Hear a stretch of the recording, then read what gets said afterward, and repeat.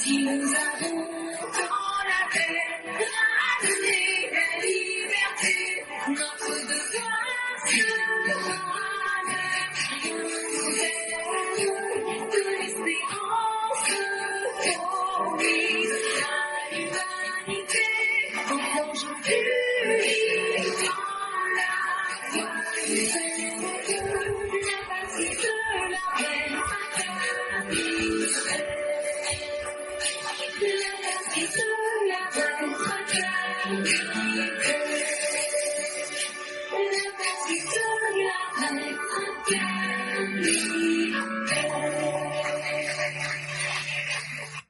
Si tu es bête, on te met sur Boudron pour un politicien. Si tu es sauvage, on te met sur Boudron pour un politicien. Ceux qui sont morts en 2010, en 2011, les parents sont les limites, il n'y a pas quelque chose qui a changé. Il n'y a pas de politicien qui a parlé dans la vie d'appareil de quelqu'un pour dire non, voilà. On ne te connaît pas, quand ça commence même à remarquer. Ils commencent à expédier les enfants. On va en Europe. Ils vont en Europe, ils restent là-bas, ils restent à la haine, ils sont à l'abri. Les enfants des pauvres moutons. Ouais, nous qui sommes en pays prendre les petits donc voilà. Mais après la guerre, il y a une vie, hein. D'accord. Après la guerre, il y a une vie, hein. Il y a des gens qui ont fait du mal, ils regrettent. Bon, ceux qui ont des acharnés, là, ils n'ont pas vu qu'en 2002, ni en 2010, moi, les gens encore petits. Mais nous qui avons vu déjà, les gens ne peuvent plus se remettre dedans. C'est pas possible. Donc, s'ils sont conscients, en fait, les politiques là, lève, ça va voter calmement, on va faire brûler quelqu'un. Ton candidat, tu gâtes la foi. Mais le débat politique, tu vois que non, c'est la faute de ma côté. D'accord. Merci beaucoup, mon vieux. Bonjour mesdames et messieurs, bonjour chers auditeurs, bonjour chers élèves de la classe, bonjour à tous ceux et toutes celles qui nous suivent en ce 25 juillet 2025. Merci de nous faire confiance. Et effectivement, les politiciens pyromanes, les politiciens semeurs de troubles, comme Bredounou Smaïla, Chakadjan, vous les voyez aujourd'hui, ils restent cachés pour le premier au Ghana et le second en France, pour faire des vidéos aujourd'hui, pour pousser les enfants des gens à aller se donner au suicide. Mais comme je le disais, la vie est une question de choix.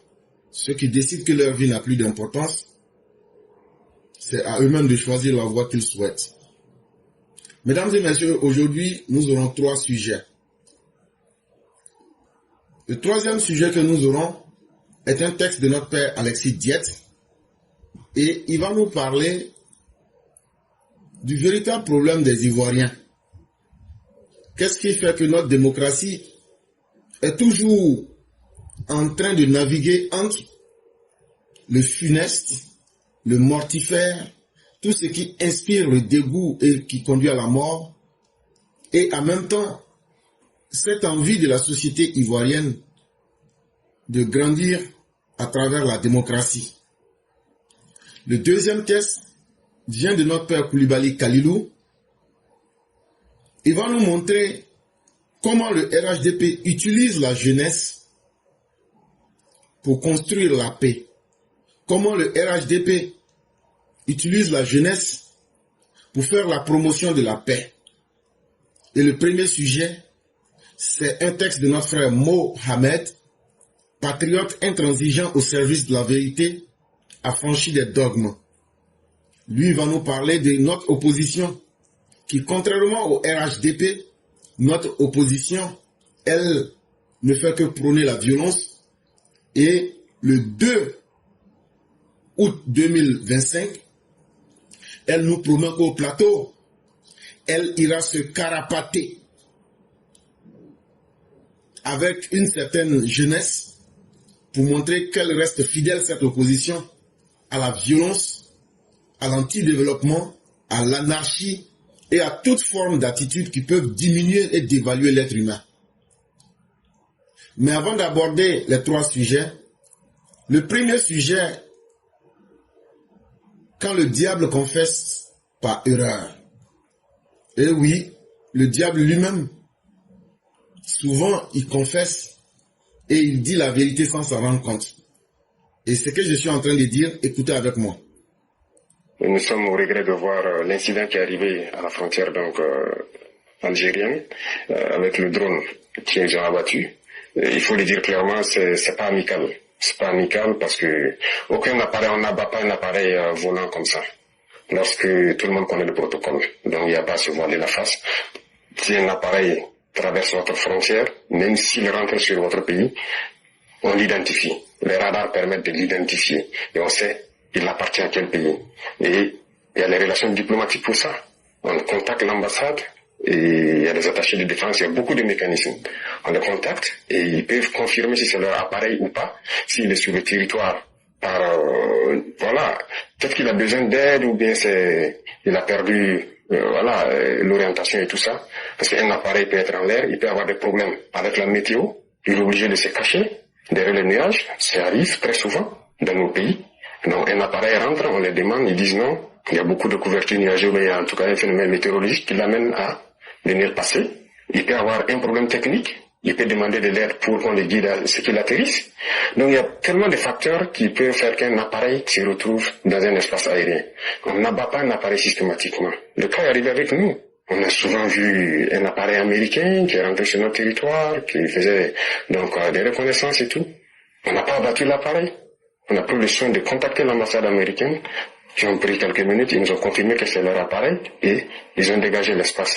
Donc on n'abat pas un appareil systématiquement, donc c'est un acte délibéré, inamical d'abattre l'appareil et c'est regrettable. Mais si je comprends. Ok. Et donc, mesdames et messieurs, vous avez bien entendu la voix de Ibrahim Kaka. Celui-là même qui a des difficultés et qui massacre la langue française. Il dit couverture nuageuse.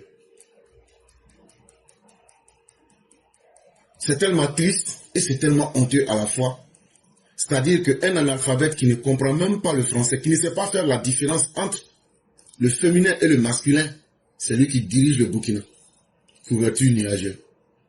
De toute façon, l'incident qu'il est en train d'évoquer, vous vous souvenez en avril 2025, pour être plus précis, le 1er avril 2025, je vous avais dit qu'ici, il y a un avion, un drone malien, un drone maboulien, qui était rentré sur le territoire algérien. Et quand le drone des Mabouliens est parti, les Algériens ont bien mal le drone là. C'était un drone Bayraktar Akinci. Ils sont rentrés dans la nuit du 31 mars au matin du 1er avril 2025. Donc quand l'incident s'est passé, les Mabouliens sont sortis, les 5 putschistes prélatés de Kati, ils ont commencé à hurler partout que c'est l'Algérie qui est venue bombarder eux, leur sale avion sur le territoire malien. Voilà la première version qu'ils ont donnée.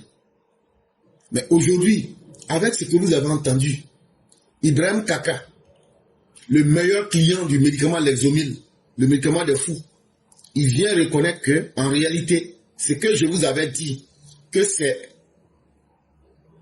l'avion des Mabouliens, le drone des Mabouliens qui était rentré en territoire algérien.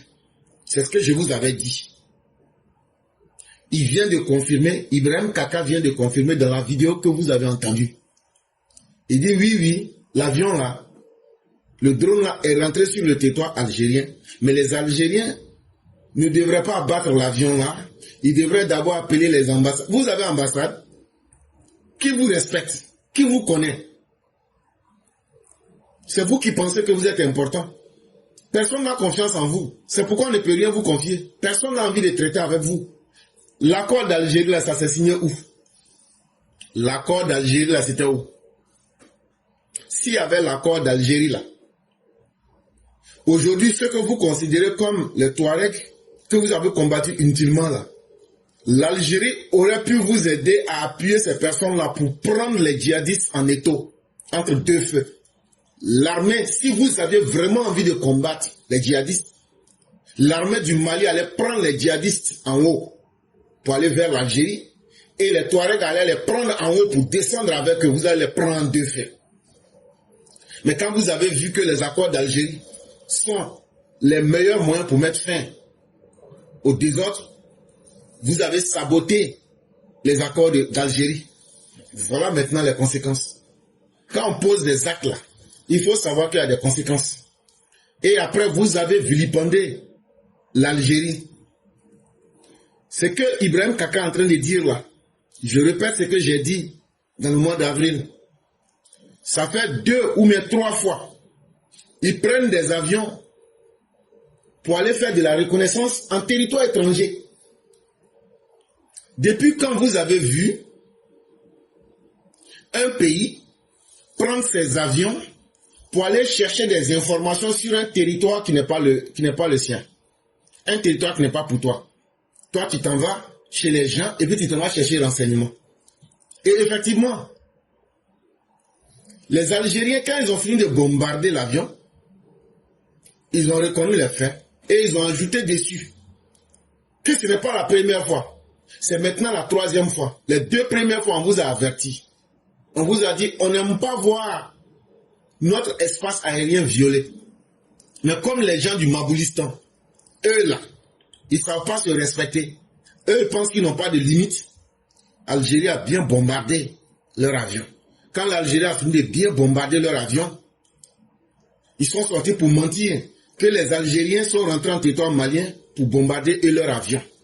C'est là maintenant les Algériens disent, en tout cas, nous on a bombardé. Ça c'est un. De 2, si vous êtes garçon là, voilà ce qu'on va ajouter dessus. D'ailleurs même là-haut, avion militaire, avion commercial, tant que ça vient du Mali là, ça va, du Maboulistan là, comment on appelle, du Maboulistan là, ça va pas rentrer chez nous en Algérie. Aucun avion aussi ne va quitter chez nous en Algérie pour rentrer chez vous. Comme ils sont bêtes, eux aussi se sont levés le lendemain. Oui, comme vous avez dit qu'aucun avion en provenance et à destination de Soundiata Kro ne doit rentrer chez vous, nous aussi là, on décide la même chose. Il n'y a aucun avion malien, algérien qui va rentrer ou sortir de Soundiata Kro. Les Algériens disent, mais vous là, nous-mêmes on a pitié, c'est nous on vous nourrit. Donc là, restons là comme ça. Donc les Maboules de Bamako sont restés dans le piège, ils sont piégés eux-mêmes 2 fois. Non seulement vous n'avez plus votre drone Bayraktar à Kinsi, non seulement vous êtes misérables, ils se sont encore condamnés avec l'Algérie qui est un de leurs bienfaiteurs. Et aujourd'hui, Ibrahim Kaka vient reconnaître la vérité. Bon, regardez des gens comme ça. C'est comme ça qu'ils évoluent dans le mensonge, dans l'irresponsabilité, dans la propagande inutile, en train de mentir toujours à leur peuple. Voilà maintenant que tous les mensonges qui avaient été faits par les 5 coagulés de Kati, ces mensonges-là, Ibrahim Kaka vient de dire que non, l'avion était rentré là-bas. Mais quand l'avion était rentré là-bas, pourquoi? C'est à cause du pourquoi là que l'Algérie a bombardé. L'avion a été rentré là-bas parce que ce sont les Russes qui pilotaient et les Russes avaient envoyé ces avions-là pour espionner l'Algérie. Et c'est pourquoi. Sinon, ce n'est pas la première fois qu'ils ont vu qu'ils ont bombardé. Mais ça devenait une habitude. Et ils vous ont donné une leçon. Maintenant, si vous êtes fâchés là, mettez toute l'AES ensemble et puis vous allez attaquer l'Algérie. Chers parents, on passe au premier sujet. Le samedi 2 août 2025, vos opposants ivoiriens là, ils disent qu'ils vont aller marcher au plateau. C'est l'information qu'on a reçue hier. Mais dans la vie, si les gens ne connaissent pas tes intentions, c'est là qu'on peut faire semblant d'être surpris. Mais aujourd'hui là, en tout cas ceux qui viennent sur la plateforme Éclaireur Pro Vérité, plus personne ne peut dire qu'ils ne maîtrisent ce que veulent les opposants. Pour eux, c'est la stratégie du chaos, la stratégie de la haine, la stratégie de la destruction de la Côte d'Ivoire. Et donc cette marche-là, ça sera une marche pour faire la promotion de la haine, mais surtout faire le chaos. Parce qu'il y a des marches, quand on les initie, quand on dit on va aller marcher, on marche pour mobiliser à travers des idées, pour mobiliser à travers des besoins. Mais cette opposition, posez-vous bien la question. Marcher n'est pas un problème. Marcher, c'est un droit fondamental. Mais dans la Côte d'Ivoire d'aujourd'hui, là, quelqu'un peut marcher pourquoi? Pour mobiliser quelle idée? Mais en réalité, cette opposition qui n'a pas d'idée, cherchent à créer le chaos et à faire la promotion de la haine. Et donc ce n'est pas une marche qui sera réalisée pour aider les Ivoiriens. Mais dans cette marche-là, ils vont sortir avec des armes. Et cette marche, selon les informations que nous recevons, c'est PPACI, PPACI, PDCI et Soro. À 3 mois des élections. Ils ne font pas de revendications citoyennes. Ils ne font pas d'appel républicain. Maintenant, les Ivoiriens n'ont plus faim. Maintenant, les Ivoiriens n'ont plus de problème. Maintenant, la demander à ces personnes-là, la marche là, c'est pour atteindre quoi? C'est pour demander quoi? Ça n'a rien à voir avec les Ivoiriens. Ça n'a rien à voir avec les problèmes des Ivoiriens. Comme il y a longtemps, on n'a pas fait de violence là. Comment on va faire pour commencer la violence? C'est pour ça qu'ils vont sortir pour marcher. Ah, depuis 2020, on n'a pas encore, le sang n'est pas versé. Donc comme il y a longtemps là, il faut qu'on mouille le sol. C'est pour ça qu'ils vont sortir pour marcher. Donc on ne va pas vous blaguer pour faire long. C'est un plan pour déstabiliser la République. Ça a été bien millimétré, tout a été bien mis en place. C'est une entreprise pour saboter le processus électoral. C'est une entreprise, comme on l'a dit, les opposants sont dans la loterie. C'est-à-dire, ils n'ont pas d'autre choix que la violence. Donc, ils vont essayer 1001 fois. Peut-être qu'un jour, ça va marcher pour eux. Ils sont dans le cynisme. Ils sont dans des tentatives de prise d'otage de la nation. Ils pensent que eux vont pouvoir créer un soulèvement populaire. Mais c'est une entreprise qui est idéologiquement suicidaire. Ça veut dire, eux, de la manière, eux, ils manquent d'idées là. C'est comme ça que nous, on a des idées pour les digérer. On sait déjà qui sont ceux qui ont financé cette marche. On sait ceux qui se cachent derrière cette marche. Mais on vous dit, c'est une stratégie en termes d'idées. Si vous pensez que c'est une belle idée, en tout cas, c'est une idée qui sera suicidaire pour vous. Parce qu'aujourd'hui, nous sommes là. Vous êtes tellement rassasiés que vous oubliez aujourd'hui qu'il y a quelque chose qu'on appelle la démocratie. Et que dans la démocratie, là, les règles sont bien connues. Et les règles s'imposent à chacun.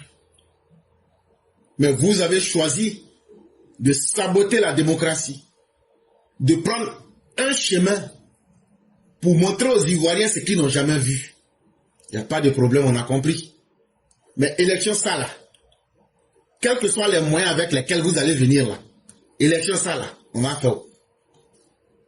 Vous dites à tout le monde, il n'y aura pas de scrutin. Ça là, on va enlever Ouattara au pouvoir. Il n'y a pas de problème. Mais est-ce que vous vous êtes dit, ce que nous on a planifié, ce que vous les opposants vous avez planifié là, est-ce que vous vous êtes dit que ce sont des garçons, des gens déterminés qui seront en face de vous? Il n'y a pas de problème. On sait dans quel camp la peur se trouve. Quand tu vois quelqu'un, il est excité, il est dans tous les sens. C'est la peur qui fait ça. On sent votre peur. Sinon là, vous n'aurez pas dû fuir. La vision du RHDP aujourd'hui est limpide. Ce n'est pas parce qu'on est silencieux qu'on n'a pas une stratégie qui est rigoureuse. N'oubliez pas que c'est nous, on a l'appareil d'État. Et cet appareil d'État-là, c'est dans une cohérence implacable, très rare. On avance sur le terrain avec sérénité parce que c'est nous, on sait. Quand tu as les moyens de l'État, quand tu as tes propres capacités et quand tu as une stratégie bien en place pour évoluer, c'est ce qu'on appelle la sérénité. Donc vous voyez que tout ce que vous faites, tout ce que vous dites là, on n'est pas obligé de vous répondre. Parce qu'on sait où vous attendre, on sait comment vous attendre et votre jour sera notre jour. Le 2 août là, ça ne sera pas un jour le jour là va pas aller être férié lui-même pour dire que non, moi je vais me reposer aujourd'hui, donc on va passer du 1er au 3. On vous attend. Ceux qui sont là pour dire, non, on va prier Dieu. Non, non, non, non, non, on vous attend, c'est pas au plateau, on vous attend là-bas. D'autres sont là, mais est-ce qu'ils auront autorisation? On s'en fout d'autorisation. Quand on donne autorisation, quand on ne donne pas autorisation, on vous attend là-bas. Ce n'est pas parce que vous êtes en train de paniquer, vous êtes complètement déchiqueté, vous êtes dans la panique, que vous allez saboter la République. On ne va plus vous permettre de prendre la Côte d'Ivoire en otage. Si vous aviez créé le désordre dans vos propres partis, si vous aviez été incapable de répondre aujourd'hui aux aspirations des Ivoiriens, si vous aviez été incapable et que vous avez honte de vous-même, vous n'allez pas cacher votre honte et votre désarroi en prenant la Côte d'Ivoire ou bien les institutions de la République en otage. Parce que quand on vous dit, si vous avez un problème, le 5e dialogue, les conclusions vous disent, allez vers les institutions, votre idée maintenant, vous voulez maintenant prendre en otage les institutions pour les saboter. Ça là, ça ne va pas marcher parce que vous là, ce n'est pas vous seul qui êtes Ivoirien. Et vous là, le fait que chacun de vous est Ivoirien là, ça ne vous rend pas mieux que chacun des Ivoiriens. Vous n'êtes que des simples citoyens et pas plus. Et tout ça là, vous faites parce que vous voulez vivre gracieusement dans l'argent des Ivoiriens. Voilà votre projet. Prenons un parti comme le PPACI. Mais le PPACI, c'est un parti qui a l'image même de son fondateur. Un parti, dès qu'il est né, il est épuisé. Dès qu'il est né, il est fatigué. Un parti qui n'a même pas encore fait 2-3 ans, c'est un parti qui est déjà divisé en 5 ou 6 partis.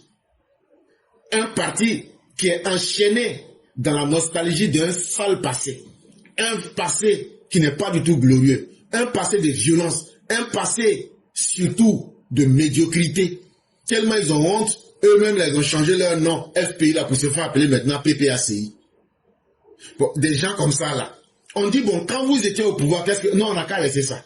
Bon, on dit, c'est que vous allez faire là, mettez ça dans le papier. Ils disent on ne fait pas aussi. Allez regarder aujourd'hui toutes les tensions internes qui sont en train d'exploser dans leur parti là-bas. Et comme ça ne suffit pas, vous avez brûlé votre maison délibérément. Vous voulez maintenant brûler la Côte d'Ivoire. On vous a dit, et on va toujours vous le dire, la Côte d'Ivoire qu'Alassane Ouattara a construit là, on ne voit pas encore garçon qui va venir brûler. Parce que c'est lui, il sait comment il a travaillé. C'est nous les Ivoiriens, on sait comment chaque matin, chaque jour, depuis 2011, on s'est mis au travail. Ce n'est pas des vauriens comme vous qui allez venir nous mettre en retard. On va vous rappeler cette fois qu'on n'est plus sous votre régime et qu'on est sous le régime du docteur président Alassane Ouattara. On n'aura pas besoin de faire de publicité pour cela. Aujourd'hui, là, si Laurent Gbagbo est garçon, là, en tout cas, Awandon Melo dit que lui va commencer son parrainage. Donc là, arrangez-vous à régler vos problèmes d'abord. Voilà des gens qui sont comme des animaux sauvages blessés, qui sont en train de tourner autour de la République, comme s'ils étaient dans une cage. Ils sont dans les cages de leur orgueil. Vous pensez que vos orgueils là, la Côte d'Ivoire se nourrit de ça. Vous pensez que vous là, vous êtes important pour les Ivoiriens, au point qu'on va dire, si vous n'êtes pas content, les Ivoiriens ne vont pas respirer. Mais on vous entend cette fois-ci.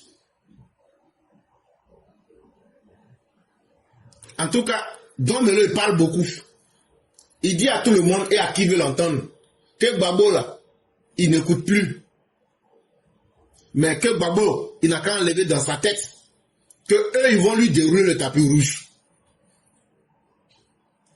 Alors Don Melo dit que lui, il ne va pas aller en prison pour la folie de Laurent Gbagbo. La folie qui anime Laurent Gbagbo là, pour créer la violence là. Que lui, il ne va pas suivre Laurent Gbagbo dedans.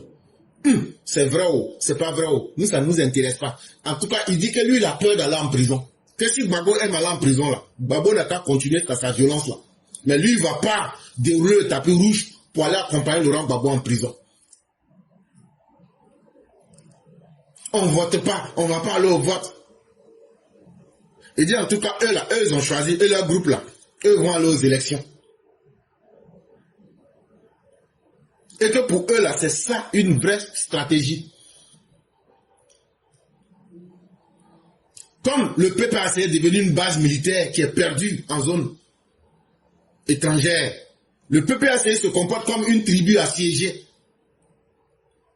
Il n'y a pas de problème. Vous aurez la réponse qu'il faut à la hauteur des bêtises que vous allez causer. Ce ne sont pas des menaces, hein. C'est une promesse qu'on vous fait. Vous pensez qu'aujourd'hui, là, les Ivoiriens ne connaissent pas l'importance de la paix. Samedi, là, si c'était que votre marche, il y avait une revendication idéologique, une revendication sérieuse, samedi, là, vous allez déposer quel document, dans quelle administration? Tout le monde sait que samedi n'est pas jour ouvrable. Maintenant, samedi, là-haut, quand vous allez sortir pour marcher là-haut, après, quand vous allez finir de marcher là-haut, les revendications que vous allez faire là, c'est où? C'est dans quelle institution vous allez les déposer? Donc, on comprend déjà que ce n'est pas une marche, c'est une insurrection. Vous voulez essayer pour voir si vous pouvez utiliser le plateau comme une zone d'expérimentation pour commencer à créer les troubles en Côte d'Ivoire. Il n'y a pas de problème, on a compris. Et comme c'est le PPACI qui est votre base militaire, mais vous n'allez pas regretter. C'est plus de la politique, hein.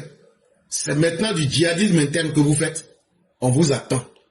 Mais on va vous envoyer en brousse. Quand il s'agit du PDCI, là-bas c'est l'Apocalypse en verse 3 pièces. Ou bien si tu veux, l'Apocalypse version sahélienne. C'est-à-dire la chemise là, mais à 2 grosses poches à côté.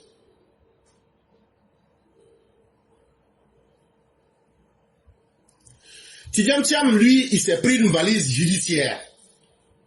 Parce que quand tu imagines toutes les casseroles qu'il a sur sa tête, actuellement, il est en train de se trémousser en Europe comme un mannequin de vitrine dans un magasin désert. Il est là-bas, toujours orgueilleux, il est en train de se noyer lui-même dans son faux orgueil. Il est perdu parce qu'il n'a plus d'idées. Il a compris que les Ivoiriens, contrairement à ce que ses repères lui avaient fait croire, il n'a aucun enracinement populaire. Et donc il donne l'impression qu'il est en train de gérer un club d'affaires suisse, alors que c'est du PDCI que nous vous parlons. Le PDCI qui a fait les heures de gloire d'une certaine époque, de l'indépendance jusqu'en 1993. C'est ce PDCI-là aujourd'hui qui est dirigé comme un bellédrome, où chacun est là, sous les effets des alcools forts. Tu entends quelqu'un débiter des insanités, tu entends quelqu'un se carapater. Carapater, ça veut dire courir en toute vitesse, avec de façon brusque.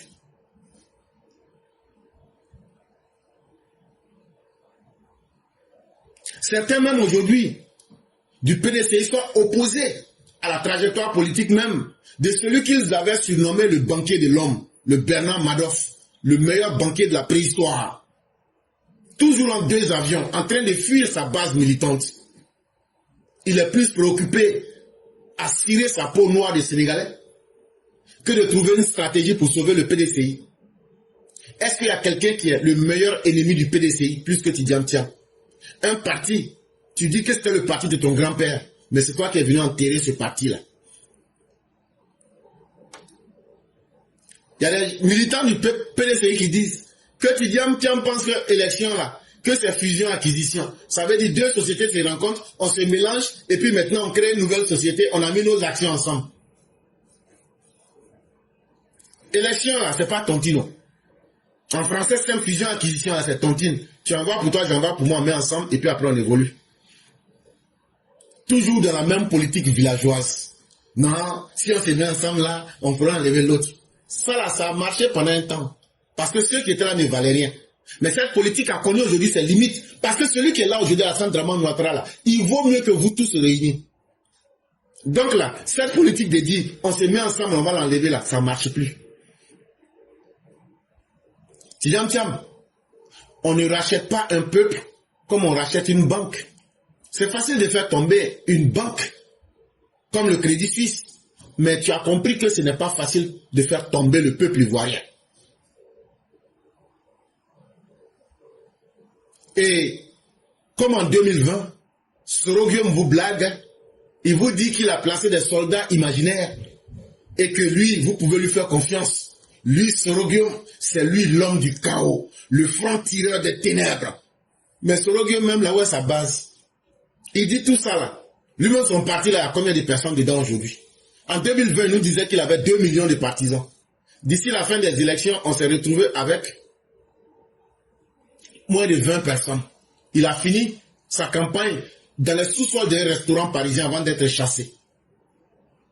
Avant-hier, son commandant, Fofana, dit que ce n'est pas lui qui avait parlé en 2020, que c'est quelqu'un qui lui ressemblait.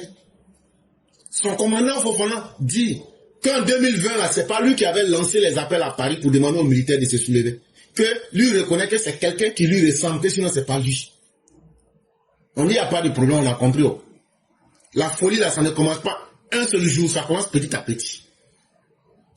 Mais la vidéo qu'elle a là, c'est parce qu'aujourd'hui tu es pris. Mais là, les faits sont là. Et ce n'est pas la première fois.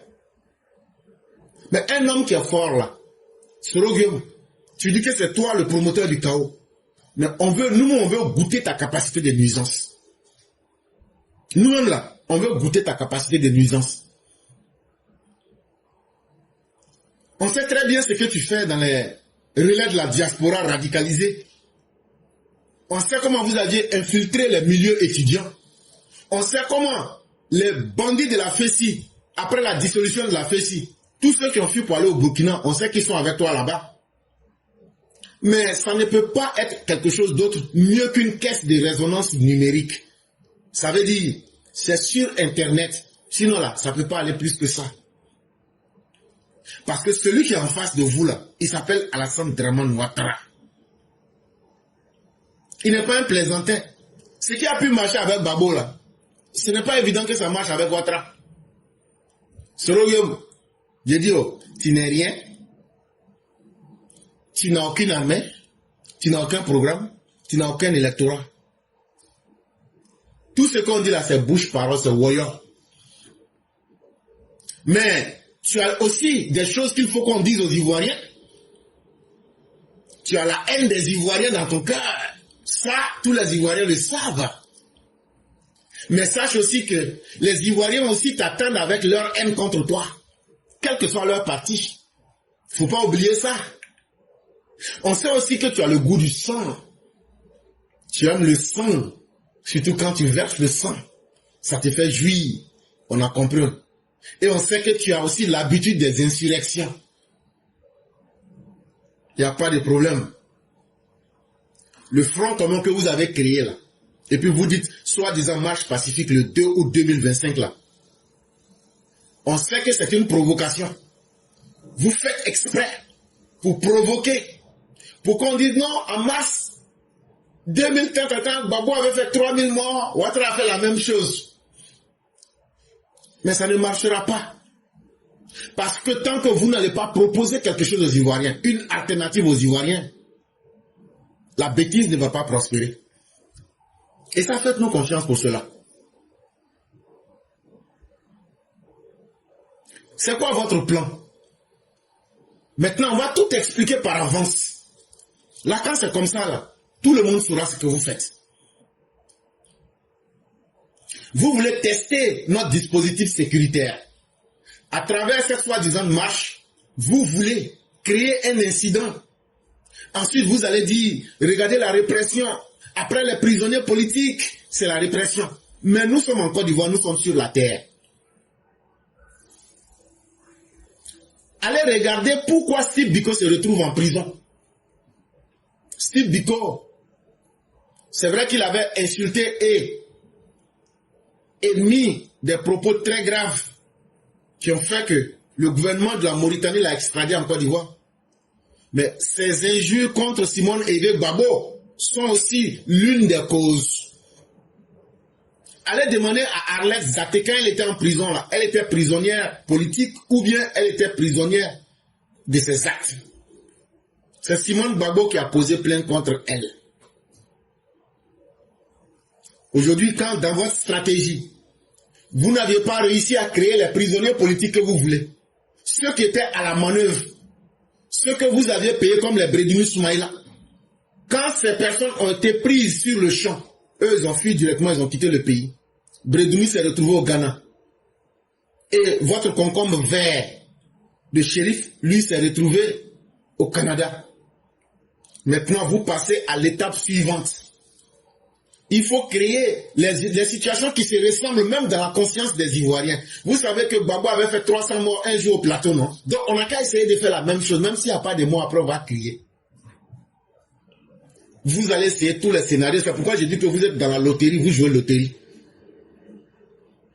On sait déjà les vidéos préparées que vous avez. On vous a dit, vous êtes infiltrés.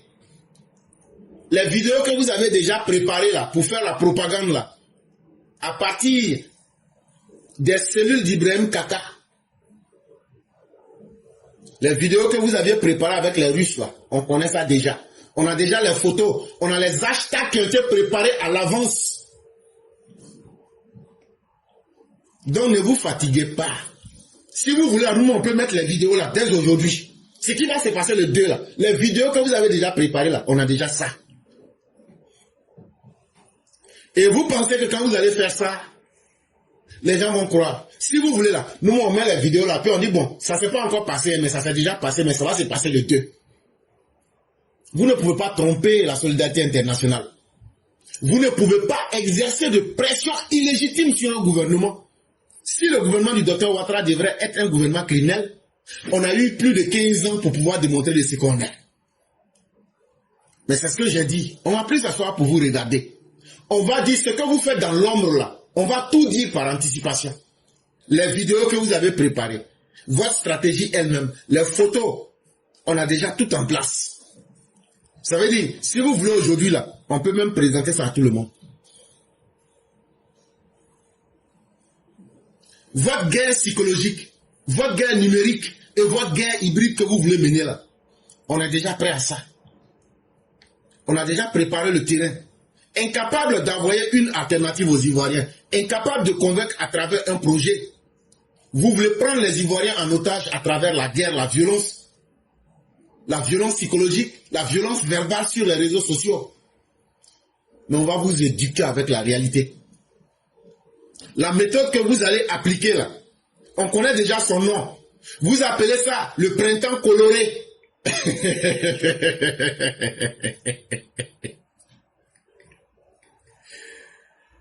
On a le nom de votre stratégie. Le nom de votre stratégie, c'est le printemps coloré. Version Abidjan 2025. Mais on est là, on vous regarde. Soumaïla Bredoumi, lui, l'a fui. Du Ghana où il est en ce moment, il est devenu vidéoman comme moi.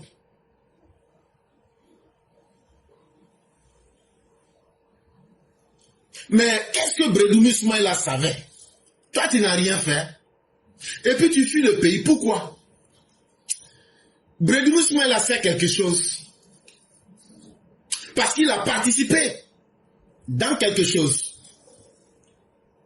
Parce qu'il a eu peur que le feu qu'il a mis là, que le feu ne puisse s'allumer et que le feu ne le brûle lui-même. Sinon, quand tu n'as rien fait là, tu ne bouges pas. Donc, votre méthode des printemps colorés que vous voulez imposer à Abidjan, si on vous dit tout et de tout, c'est que déjà là, on a toutes les informations. Si c'est ça là seulement là, ça a déjà échoué. Moi, je préfère vous dire la vérité. Allez essayer d'autres. Peut-être aller prendre l'armée russe pour envoyer la Côte d'Ivoire. Sinon là, ça ne marche pas.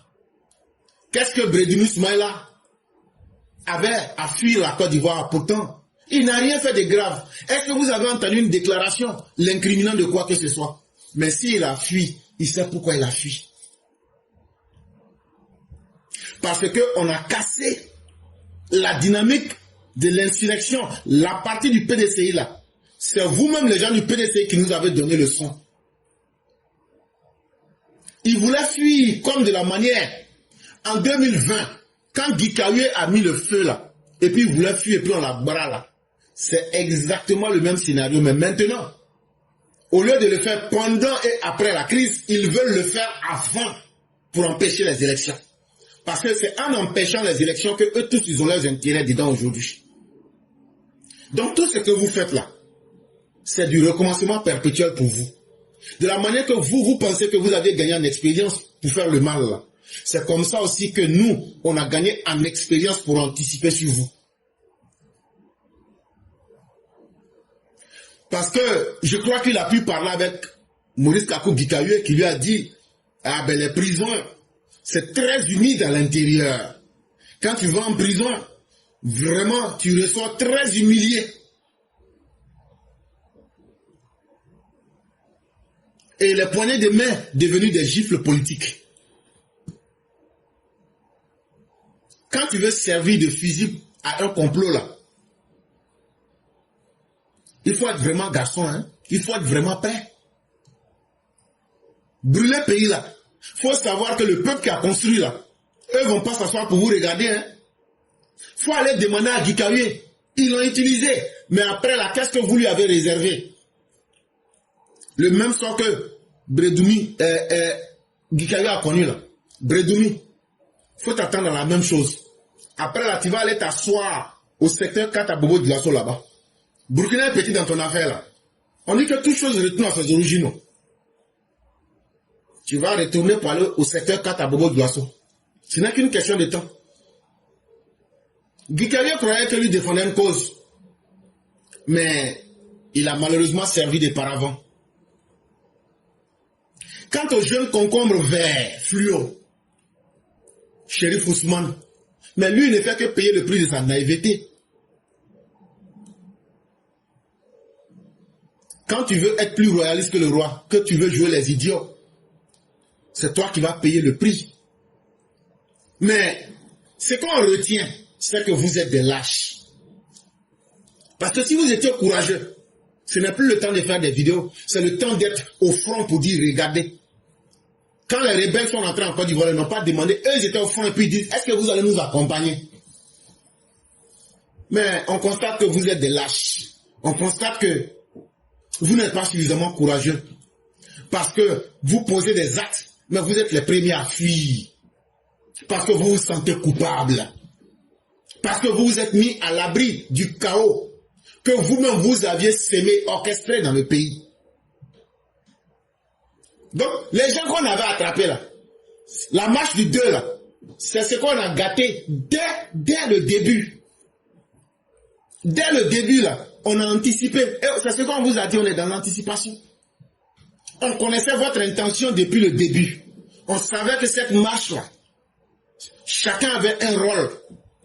Mais quand on a pris vos premiers éléments, ceux qui devraient être sur le terrain pour encourager les autres ont fui. Donc vous qui allez sortir là, sachez que ceux qui vous amènent là, eux ils ont déjà fui le pays. C'est pas une marche, hein. C'est un coup d'État qui s'en va organiser au plateau. Ça peut paraître bizarre, mais ce sont des hommes en armes qui vont sortir. Et nous vous disons, on aura le temps de tester nos armes avant l'indépendance. En tout cas, tous ceux qui vont sortir là, apprêtez-vous avec des armements qu'on n'a jamais vus. Des armements qui dépassent ce que l'armée de Côte d'Ivoire a. Parce que ceux qui seront là, votre bêtise sera neutralisée à la hauteur de votre inconscience. Vous là, vous n'êtes pas une opposition, vous êtes des djihadistes. Vous êtes des djihadistes de la coalition de l'échec, du ressentiment et de la revanche perpétuelle dans le mal non mal digéré. Un mal qui a été très mal digéré. Vous ne valez rien. Vous êtes dans la haine. Vous êtes toujours dans l'échec. Vous ne pouvez pas proposer des programmes de campagne. Mais c'est vous qui voulez prendre votre revanche sur qui? Par rapport à quoi? Non. Pourquoi les Ivoiriens évoluent? Pourquoi aujourd'hui les Ivoiriens sont en paix? Pourquoi aujourd'hui les Ivoiriens s'en sortent? Sinon là, quelqu'un, vous êtes beaucoup, vous êtes 10 000 partis ensemble, mais allez aux élections, allez battre le président Ouattara. Et puis, la sanction du peuple là, va rappeler au président Ouattara que les Ivoiriens sont fatigués de lui. Non, non, non. Parce qu'ils savent, ces opposants frélatés d'un autre âge, que le RHDP là, c'est une puissante machine politique et idéologique. Le RHDP là, a un bilan économique. Le RHDP a un bilan social. Le RHDP a un bilan sécuritaire. Le RHDP a un bilan diplomatique énorme, colossal. Le RHDP a construit un État solide. Le RHDP a pris un pays sans institutions. Et il a remis ses institutions debout. Et le RHDP a fini par convaincre la jeunesse qu'il ne faut pas offrir sa vie à la mort. Mais surtout, ils ont peur d'une chose. Ils savent que le RHDP va les battre à plate couture pour faire des reliques politiques. Ça veut dire, ils vont devenir comme les habits d'un cadavre. Ça veut dire qu'un cadavre meurt là, est-ce qu'on l'enterre avec tous ses habits? C'est ça qu'on appelle les reliques. Ça veut dire les restants. Ils vont devenir cadavres politiques. Mais les Ivoiriens ne sont pas bêtes. Nous là, c'est nous on a connu la guerre de 2002 jusqu'en 2011. C'est pas vous qui allez nous inquiéter. Nous on est conscients de notre état. Et on ne va pas vous laisser nous ramener dans l'état de guerre. Non. Le Conseil constitutionnel est là. L'armée est là. La police est là. La gendarmerie est là. Les institutions fonctionnent. Les forces de défense et de sécurité ont été bien formées. Ils sont disciplinés et ils sont bien préparés à toutes les éventualités. Et je tiens, comme disait le président de la République, à vous dire, on a retenu les leçons de 2010. Si certains sont encore en vie, au lieu de remercier le bon Dieu et Alassane Ouattara qui leur a donné le souffle de vie, si aujourd'hui eux disent que leur projet c'est d'assassiner Alassane Ouattara, soyez sûrs d'une chose, cette fois-ci, vous n'allez pas sortir vivant. On a retenu 2020, le mal que vous avez fait aux Ivoiriens. Dans 2025, les Ivoiriens ne seront pas naïfs. On va vous retourner la monnaie. Et le droit va se manifester. Qui que vous soyez, quel que soit ce que vous êtes, la politique ne peut pas être un argument pour semer le chaos et le désordre dans les familles des autres. Le désordre là, on va le réprimer. On va mater tout fauteur de troubles, sans état d'âme. S'il y a des garçons parmi vous, allez franchir la ligne rouge. Allez défier la République. Vous allez comprendre que la Côte d'Ivoire qui est dirigée aujourd'hui là, elle est dirigée par des hommes forts, mais surtout des hommes dignes, qui vont se dresser pour dire on ne peut pas travailler, on ne peut pas construire une nation en fuyant les urnes. On ne peut pas construire un monde s'il n'y a pas des gens sérieux qui prennent la pleine responsabilité des événements. On ne peut pas diriger un peuple avec des mégaphones et des fantasmes. On ne peut pas diriger un peuple si on n'est pas capable de bâtir la paix. On ne peut pas saboter la paix en sabotant la République. Faites-nous confiance. Le 2 là, ça va arriver. Que chacun regarde le 2. Entre-temps, qu'est-ce que le RHDP fait? Le RHDP ne s'est pas fatigué depuis avant-hier. Ils ont mis 2600 jeunes dehors. Je dis bien 2600 jeunes dehors. Ils disent, vous êtes les jeunes bénévoles de la paix. Là où l'opposition crée la violence pour demander que les autres n'ont qu'à donner leurs enfants, eux vont aller verser leur sang. Nous, au RHDP, depuis avant-hier, on a mis 2600 jeunes dans toute la Côte d'Ivoire. On leur a dit, allez prêcher la paix, allez parler à tout le monde. Et si vous avez remarqué, depuis avant-hier, j'ai vu une vidéo, après l'hymne national. Tout ce que nous faisons sur cette plateforme, il n'y a rien qui est fait au hasard. Tout est fait en fonction des événements et tout est fait en fonction des objectifs. Donc c'est pourquoi tous ceux qui sont sur cette plateforme-là, rien n'est fait au hasard. Mais qu'est-ce que cela démontre? Contrairement à ceux qui pensent que leur bénéfice se trouve dans la violence, le RHDP est en train de montrer à la jeunesse que les anciens codes, les anciennes méthodes de guérilla urbaine et de violence pour mettre vos vies en danger ne valent plus la peine. Soyez vous-même responsables de vos avenirs. Allez prêcher la paix. Allez témoigner que la Côte d'Ivoire a pris un tournant majeur dans la gouvernance, mais surtout dans la gouvernance des jeunes. Nous, au RHDP, nous offrons la vie aux jeunes, alors que l'opposition offre la mort aux jeunes. Chers parents, vous qui m'écoutez, allez voir ce que j'ai dit là, si c'est vrai ou pas, tapez. L'initiative Jeunes bénévoles de la paix. Alors que les opposants disent, l'initiative, comment on va trouver des jeunes gens? Laurent Gbagbo dit, vous les jeunes là, allez mourir pour moi. Donc le président Ouattara, s'il y a quelqu'un qui est l'ami de la jeunesse, c'est le président Ouattara.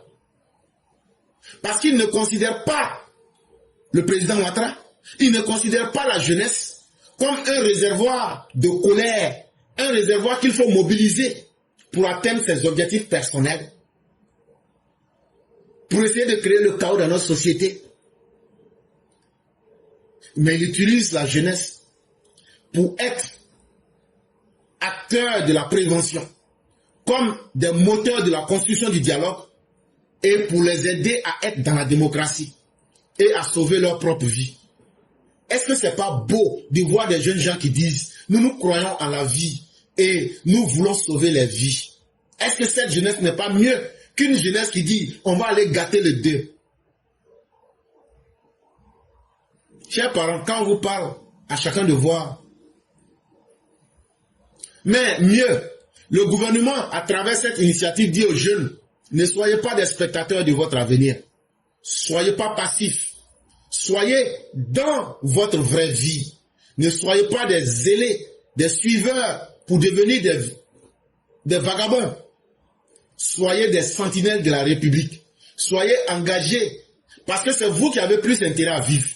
Tous les vieux politiciens que vous voyez là, Ouattara, Gbagbo, tout là, tout ce que vous... Il n'y a pas quelqu'un parmi eux qui a moins de 60 ans. Hein. Ouattara, lui, il a 82 ans. Gbagbo, lui, il a 80 ans. Chakadjan, lui, il a 62 ans. Etc., etc.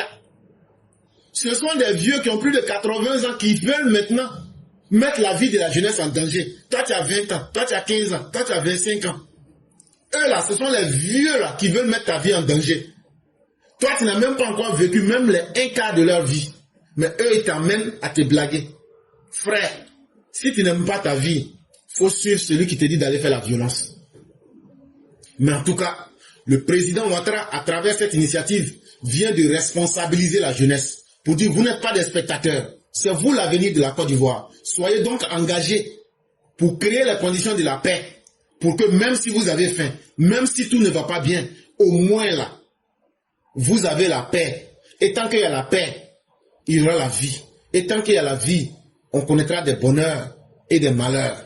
La vie viendra avec ses déboires, mais au moins vous serez en vie. Donc quittez dans les discours guerriers. Quittez dans tout ce qui est martial. Inscrivez-vous à l'école du civisme. La grammaire politique n'est pas faite de lutte. La grammaire politique n'est pas faite de combat. Mais la grammaire politique est aussi faite de responsabilité. La responsabilité là, c'est savoir que ta vie est importante. C'est savoir que c'est sur vous que le pays va reposer demain. Responsabilité, civisme, participation. La Côte d'Ivoire n'a pas besoin de jeunes irresponsables. La Côte d'Ivoire n'a pas besoin de jeunes qui ne sont pas inscrits dans le civisme. La Côte d'Ivoire n'a pas besoin de jeunes gens qui ne prennent pas leur vie au sérieux, sans participer aux affaires de leur société. L'esprit qui anime, si on ne vous parle pas de cette initiative, est-ce que vous voyez les jeunes là en train de flâner pour dire on va faire marche? Non, parce que ces jeunes ont été formés. Et ces jeunes-là, ils ne sont pas des militants d'un parti politique. La seule étiquette qu'ils ont, c'est qu'ils sont tous jeunes. Et on leur a dit, on vous forme pour que vous ne donnez pas vos vies aux politiciens. Chaque jeune bénévole devient un ambassadeur de la non-violence. Il devient un conducteur de médiation communautaire. Il devient une sentinelle de la paix. En réalité, le président Ouattara vient de réhabiliter la jeunesse pour lui dire, ce ne sont pas les parents seulement qui doivent éduquer la société, mais vous les enfants aussi là, on doit apprendre quelque chose de vous. Soyez les formateurs civiques de la jeunesse. Soyez le choix de l'avenir. Soyez vous-même capables de vous autodiscipliner. Et ça, faites-le à travers le discernement. Utilisez votre cerveau. Essayez de voir ce qui est bien et ce qui n'est pas bien. Et puis, engagez-vous dans la voie pacifique. Parce qu'il n'y a rien à perdre dans la paix. Tout le monde a tout à gagner dans la paix. Sous le régime Ouattara, on ne va pas mettre en danger la jeunesse en utilisant son manque d'expérience pour lui dire qu'il faut tomber dans la rue. Mais on va vous montrer en conscience. On ne va pas galvaniser des foules, mais on va structurer, construire des intelligences citoyennes. Parce que nous avons un héritage à laisser aux générations qui doivent venir. On connaît bien l'héritage des jeunes patriotes. Ils ont chauffé une jeunesse à blanc. Et de 2000 jusqu'en 2011, ils ont donné naissance à une jeunesse qui a été trompée, qui a été abrutie. Une jeunesse qui a été abreuvée à la soupe du discours identitaire, de la haine gratuite, du populisme. Une jeunesse qui a été instrumentalisée pour servir les intérêts du FPI. Mais surtout pour devenir un vecteur de violence, pour devenir des semeurs de haine et de chaos dans notre société. Aujourd'hui, le RDR-RHDP a décidé de montrer que nous pouvons offrir mieux à la Côte d'Ivoire et que nous pouvons offrir mieux à la jeunesse. Là où ceux qui ont été incapables de vous encadrer civiquement pendant plus de 10 ans, là où les jeunes étaient utilisés comme des bêtes de somme, ils étaient enrôlés dans la narration binaire du peuple contre l'ennemi invisible et imaginaire. La plupart du temps sans filtre ni cadre. L'autre c'était l'ennemi, l'autre c'était l'ennemi. Soit c'est 0 ou même c'est 1. Ils ont rendu la jeunesse bête. L'espace public était occupé par les agoras. C'était leur champ de bataille. Les rues, c'était leur ring. L'intention qui était affichée, si tu n'es pas violent, c'est que tu n'es pas un patriote. Mais le résultat, ça a amené la jeunesse ouf. Ça a amené plein de jeunes dans les tombeaux. Pendant la guerre, là, vous avez combien de vieux qui sont morts? Surtout les vieux politiciens. Mais vous les jeunes là, ils vous ont conduit à l'abattoir, ils vous ont poussé à aller au front, ils vous ont poussé à prendre les armes. Plein parmi vous sont morts. Et les mêmes politiciens ont continué leur vie. Donc aujourd'hui, quand on compare aujourd'hui à hier, aujourd'hui c'est le temps de Ouattara, hier c'est le temps de Gbagbo de Bédié, on voit qu'il y a un grand contraste.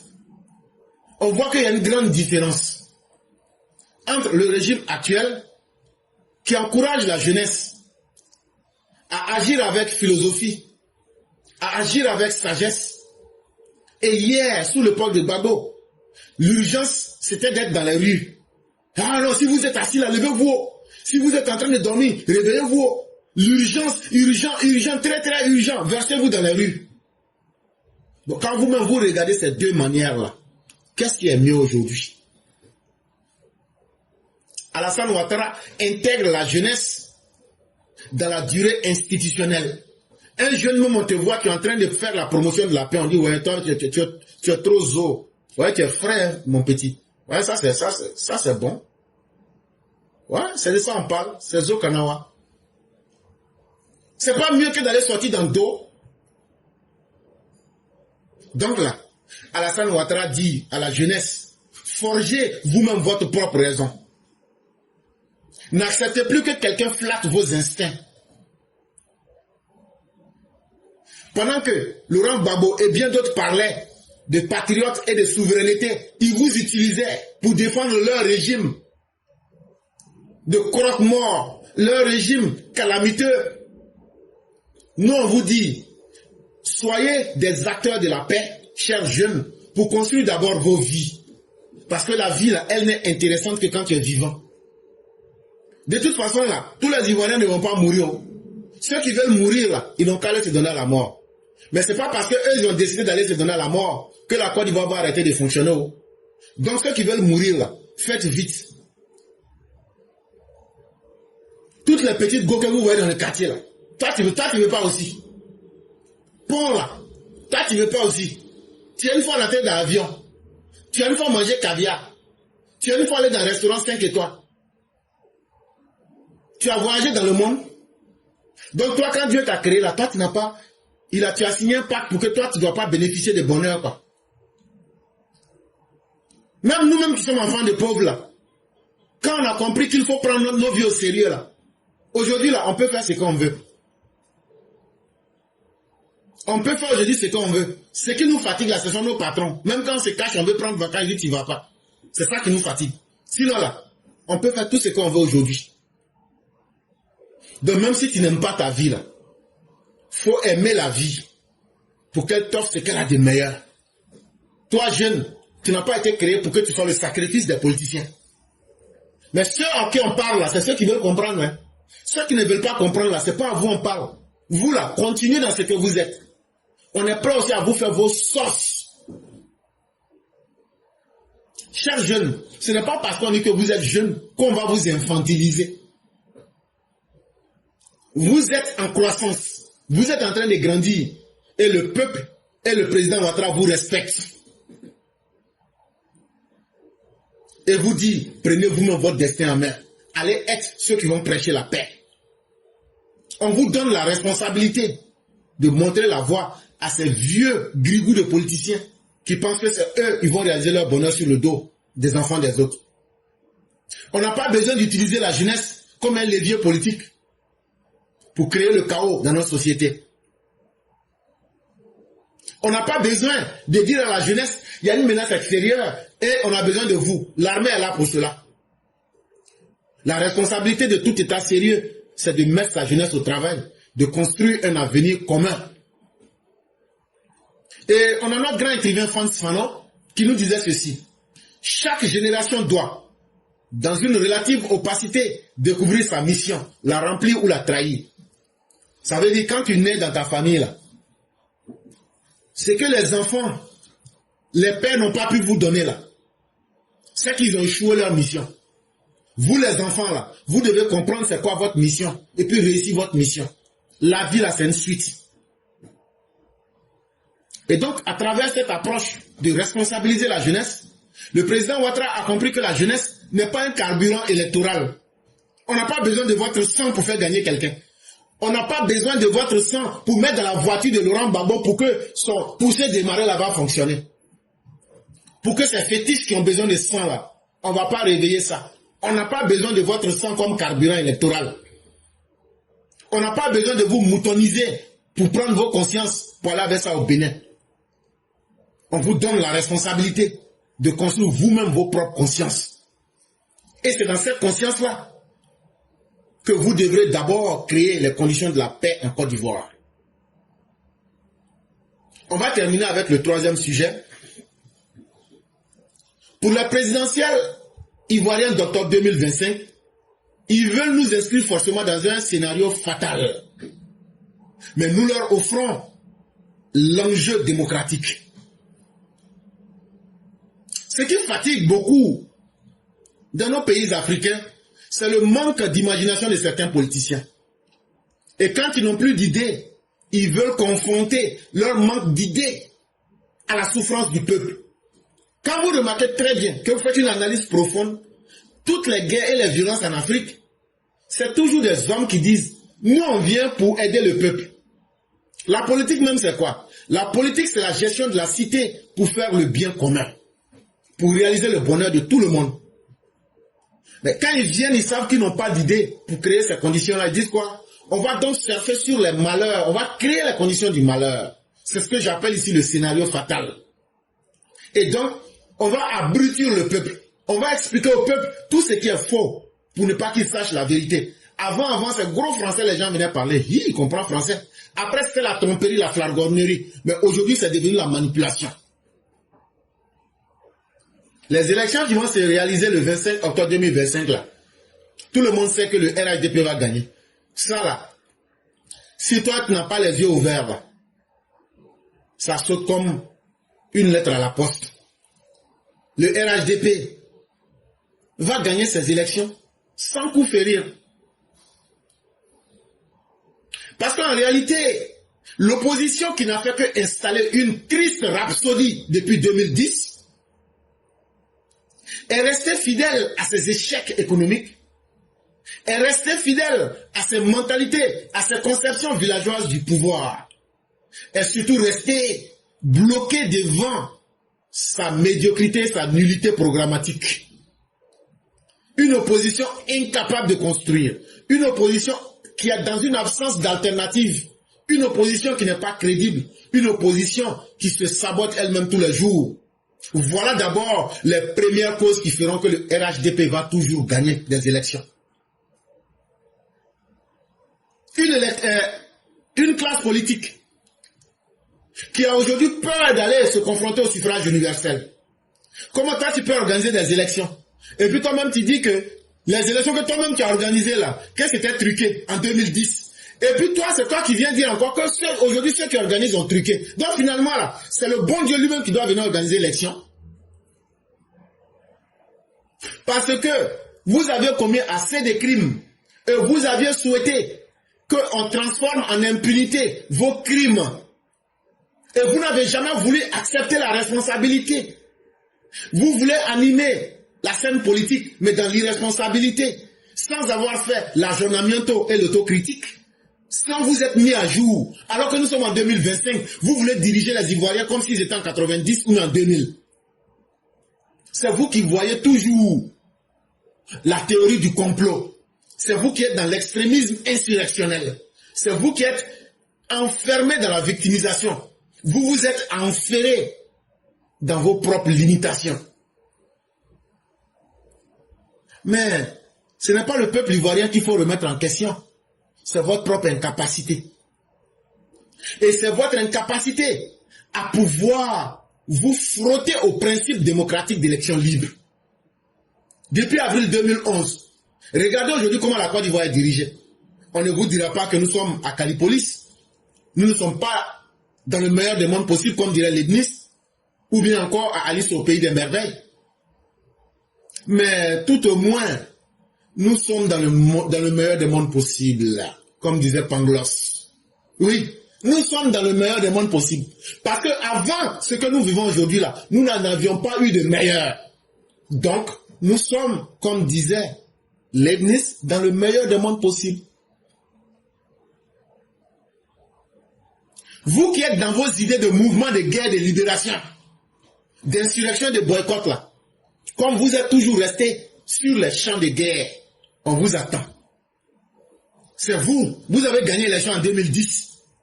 Avec des échecs économiques, vous avez gagné l'élection. Avec l'échec social que vous avez donné aux Ivoiriens, c'est vous qui avez gagné l'élection. L'échec en termes de gouvernance politique, pendant plus de 10 ans, vous avez gagné l'élection avec toutes ces défaillances-là. Et vous niez aux Ivoiriens en 2025 leur capacité d'aller dans les urnes pour faire des choix politiques. C'est vous qui voulez vous transformer en juge des consciences des Ivoiriens, alors que vous-même, vous n'avez pas été capable de vous juger vous-même et de grandir de vos erreurs. Vous aviez été incapable d'analyser les faits.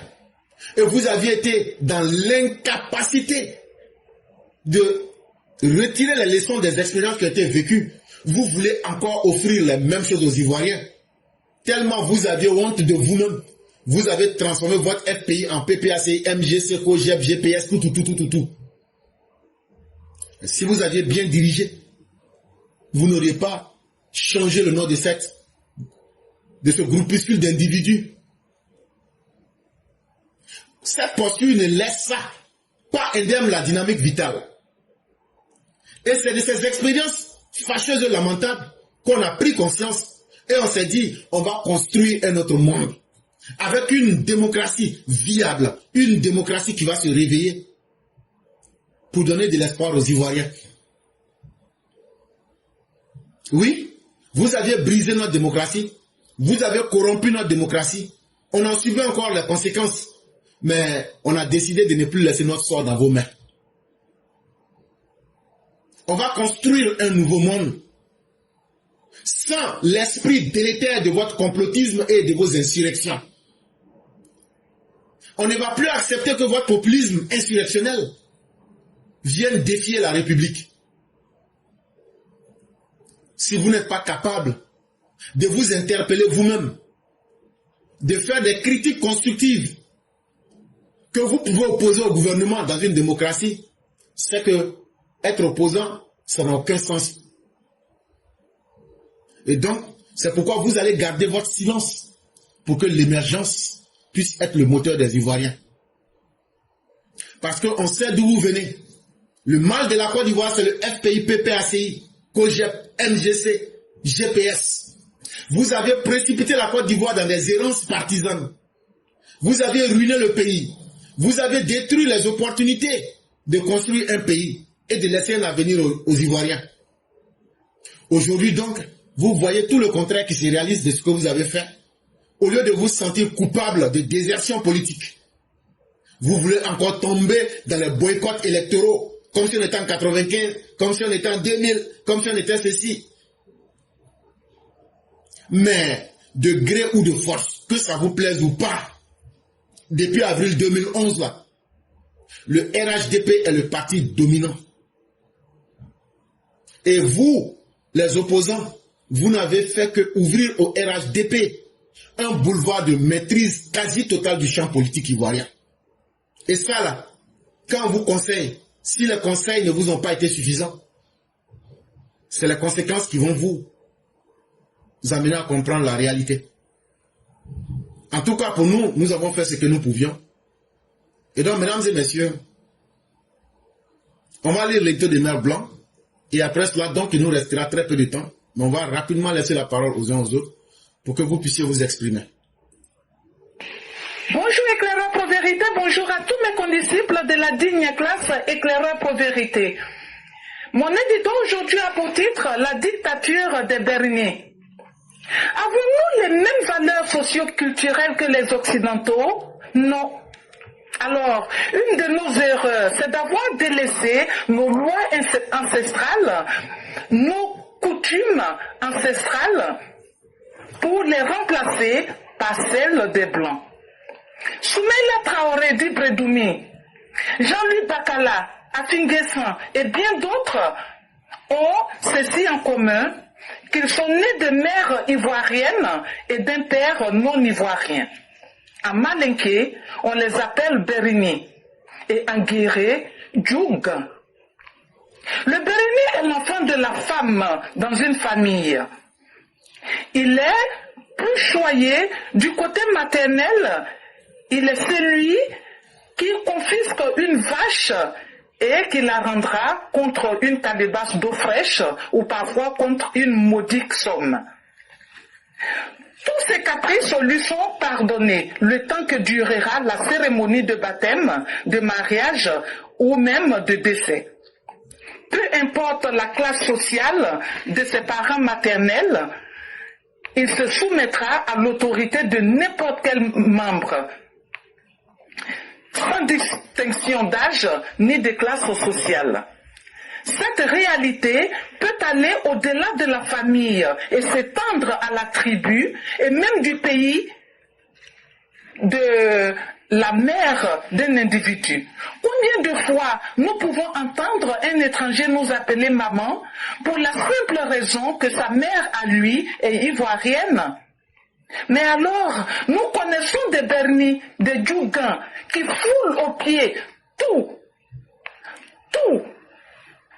Et la culture et les lois politiques, rien n'a de la valeur à leurs yeux. Par la matrice d'une de nos sœurs ou une de nos filles ou même une de nos tantes. Ils sont coriaces. Ils rêvent de changements dans leur pays maternel et piétinent tout. Et pourtant, ils ont peut-être toutes les qualités, excepté alors ils prennent la fuite nuitamment, parfois maquillés, grimés, transformés en femmes, pour apparaître sur un écran quelque temps après, aussi grande gueule. Ah, les Bérini, ah, les Djougans, changez un peu. Merci et à bientôt. Merci infiniment à Mère Blanc. Mère Blanc qui nous prend un phénomène très important de nos sociétés africaines, où les valeurs humaines avaient été structurées de telle sorte que chacun connaissait sa place, mais surtout chacun savait comment être source de bonheur pour l'autre. Et c'était la chose la plus intéressante, parce que comme elle l'évoque, le Bérini pouvait avoir des droits, au-delà même des droits. Il pouvait même avoir des privilèges même que vous ne pourriez imaginer. Mais malheureusement, on a dévié de notre trajectoire en termes de valeurs sociales et on se retrouve aujourd'hui dans un monde où très peu de personnes, sinon même, je dirais la majorité, ne maîtrisent plus rien des codes même de notre propre société. Et ça devient triste pour nous, en tant que population, on avance dans le vide. Et quelqu'un qui avance dans le vide, c'est une navigation à vue. C'est quelqu'un qui n'a plus rien à perdre. Et quand tu n'as plus rien à perdre, tu finis par ne même plus accorder de l'importance à ta propre personne. Et tu deviens donc un danger pour toi et un danger pour tout le monde. Et chers mères, c'est à cela que nous assistons aujourd'hui, malheureusement, et à l'irresponsabilité même de certains qui ne savent dans quel monde ils voguent. Ils ne sont ni dans la tradition, ni dans le modernisme. Ils sont seulement dans l'improvisation d'un monde qui les dépasse et d'un monde dont ils n'ont aucune compréhension. Mais que voulez-vous? De toutes les façons, même ne pas faire de choix est un choix. Même refuser de faire un choix est un choix. Et donc, en fonction de la position que vous adopteriez, soyez prêts à assumer aussi les conséquences. Et vraiment, merci beaucoup à Mère Blanc. Il nous reste effectivement 30 minutes. Ça, c'est le maximum de temps que nous avons. Malheureusement, on est en semaine. Et donc, on va laisser 1 minute. Nous sommes à la 58e minute. On va laisser jusqu'à la 59e minute. Tous ceux qui voudraient prendre la parole, il y en a déjà 2 qui se sont présentés. On va attendre jusqu'à la 59e minute pour pouvoir laisser la parole aux uns et aux autres. Pour ma part, je tiens à dire merci à tous ceux qui nous ont suivis, tous ceux qui nous font confiance. Merci toujours de croire à la classe éclaireur pro-vérité, surtout apporter les idées qui peuvent nous aider. Et donc, à partir de la 59e minute, ceux qui appelleront, on ne pourra pas vous prendre. Et donc, si vous devrez appeler, signalez-vous avant la 59e minute. Sinon, dès qu'on sera à la 59e minute, on ne pourra pas. Parce que le jour où on n'a pas le temps, il est important qu'on le signale. Parce que chacun doit aller chercher son pain. Ça là, on ne peut pas faire ça pour mettre en danger notre propre existence. Et donc, quand on dit on n'a pas le temps, s'il vous plaît, signalez-vous à temps. Maintenant, ceux aussi qui vont prendre la parole, s'il vous plaît, ce qui a été déjà dit là, on sait, tout le monde a entendu, ne répétez pas. Quand vous répétez là, c'est une perte de temps pour nous tous. Si vous avez quelque chose à dire, si c'est pour peut-être ajouter ce que vous voulez ajouter. Évitez de vous répéter, c'est une perte de temps pour nous tous. Déjà, on vous dit, on n'a pas le temps. Si on doit venir se répéter, redire les mêmes choses, ou bien encore tourner, si c'est une question que tu veux poser, pose la question. Laisse tes commentaires.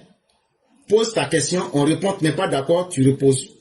Tu es venu pour contester, conteste en donnant des preuves, on passe. Nous sommes à la 59e minute. Nous avons 1, 2, 3, 4, 5 personnes. Et donc, on va laisser 5 minutes à chacun pour pouvoir s'exprimer. Et après, donc, on pourra fermer le direct. Et donc, je dis merci à tous ceux et toutes celles qui se sont présentés. Et merci de nous faire confiance.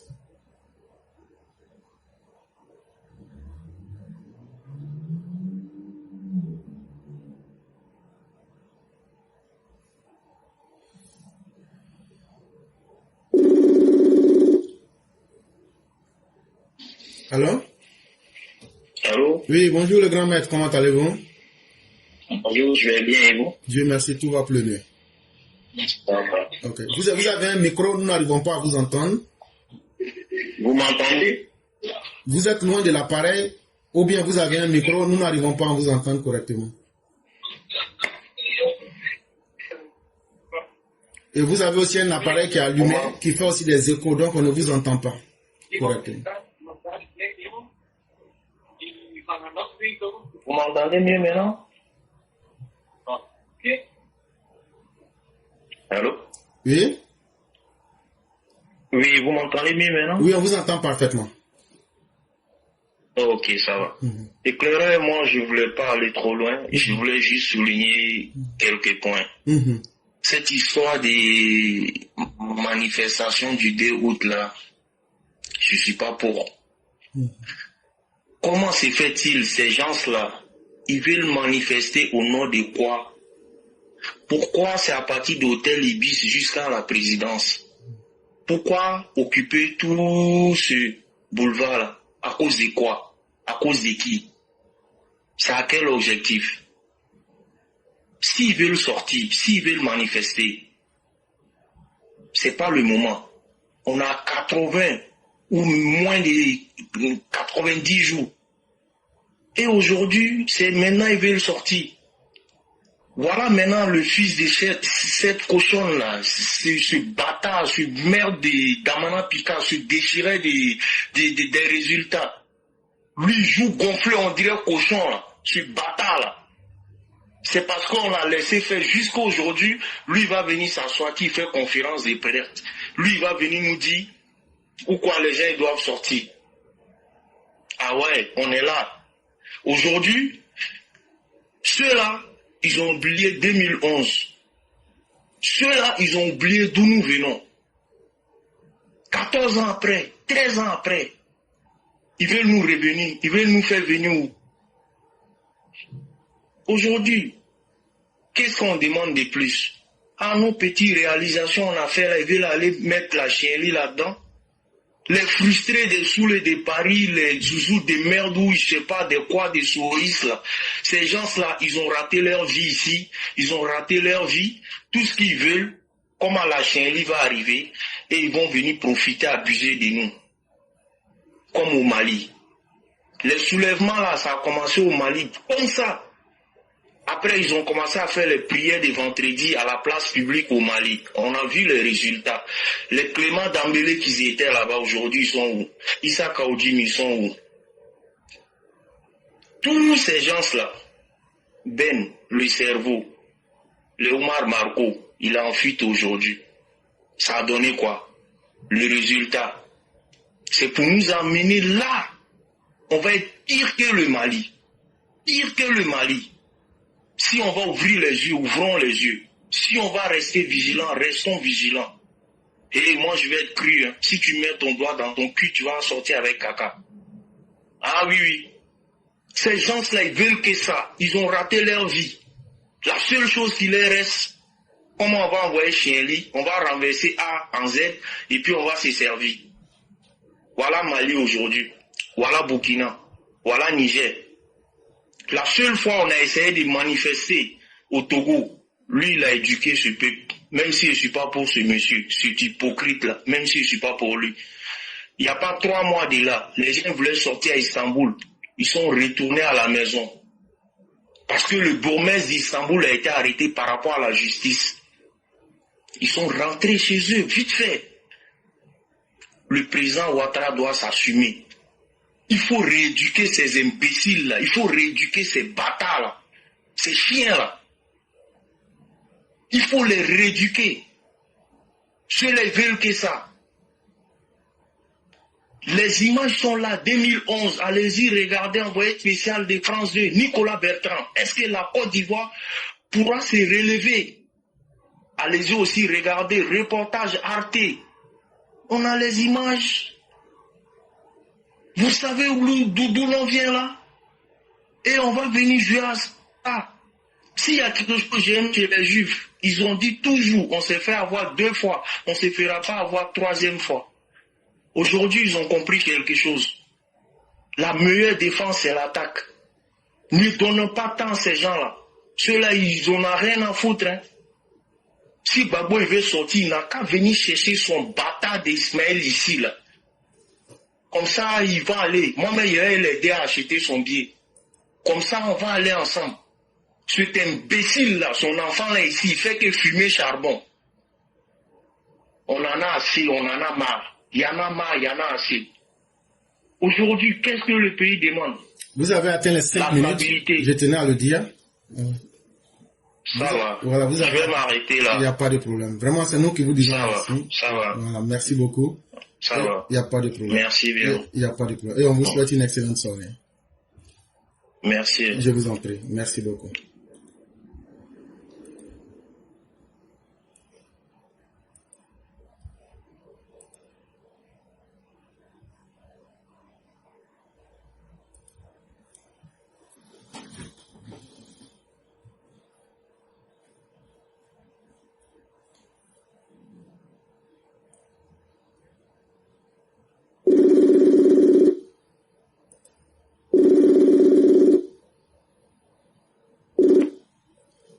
Alors? Bonsoir, monsieur Claire. Bonsoir, Hypervieux Sage, comment allez-vous? très bien sauvegardez-vous. Ok, Dieu Toujours. merci. Ok.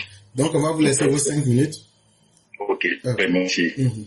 Merci à tous les amis du progrès. Alors, moi, je vais me prononcer sur 2 points. Bon, vous savez, hein, l'opposition en tête, toujours Laurent Gbagbo avec son ISO, à trop c'est trop, comme je vous ai dit toujours aussi. C'était un mouvement inspirationnel. L'opposition veut passer maintenant Vous avez, à la phase vous supérieure. avez un micro ou bien quelque chose, on n'arrive pas à vous entendre. Attends, comme j'ai mis le haut-parleur, attends, Alors, vous m'entendez maintenant? C'est Oui, bon? oui, oui. Mhm. Ok. Donc, l'opposition veut passer à la phase supérieure. Alors, vous savez qu'il y a une marche programmée pour le 2 du mois prochain. Alors que les uns et les autres doivent se souvenir, doivent se rappeler que le président doit se prononcer le 6 août. Donc, c'est une manière de mettre une pression sur le président Ouattara. Mais ces gens, ça, ils ne connaissent pas le président Ouattara. Le président Ouattara, personne ne lui met la pression. Le président Ouattara, il a son propre agenda, il est toujours maître du jeu, et il a les cartes à main. Donc, cela dit, c'est le choix des événements du 18 février 1992 qu'il veut répéter. Vous vous rappelez qu'en 92, Laurent Gbagbo, avec les membres de la FECI, avait un itinéraire. C'est la dernière fois qu'il y a eu une marche au plateau.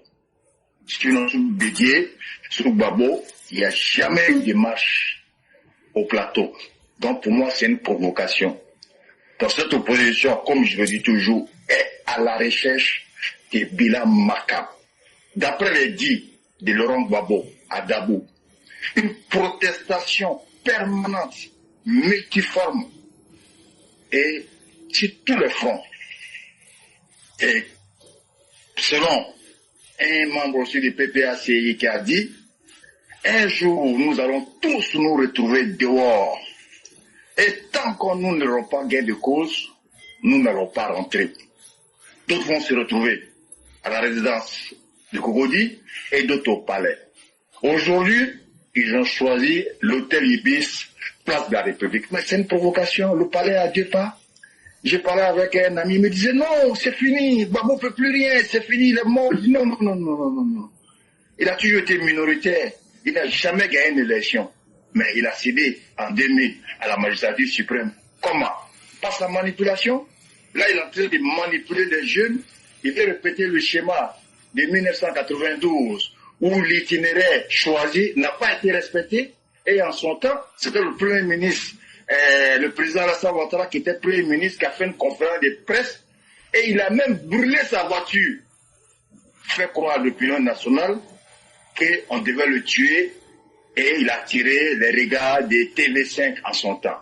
Donc, cette opposition, comme je le dis, elle est nocive, elle est impositive. Elle veut créer un bilan macabre. Et puis, vous devez vous dire, en 2020, le CNT n'avait pas l'AES. Mais cette fois-ci, 2025, là, ils ont l'AES avec eux. Il peut y avoir des infiltrés des pays de l'AES en armes même, parmi les marcheurs, vont tirer sur les gens. Et rappelez-vous aussi, par rapport au match de 2004, quand, avec l'armée française à l'hôtel Ivoire, c'est un milicien qui a tiré d'abord sur l'armée.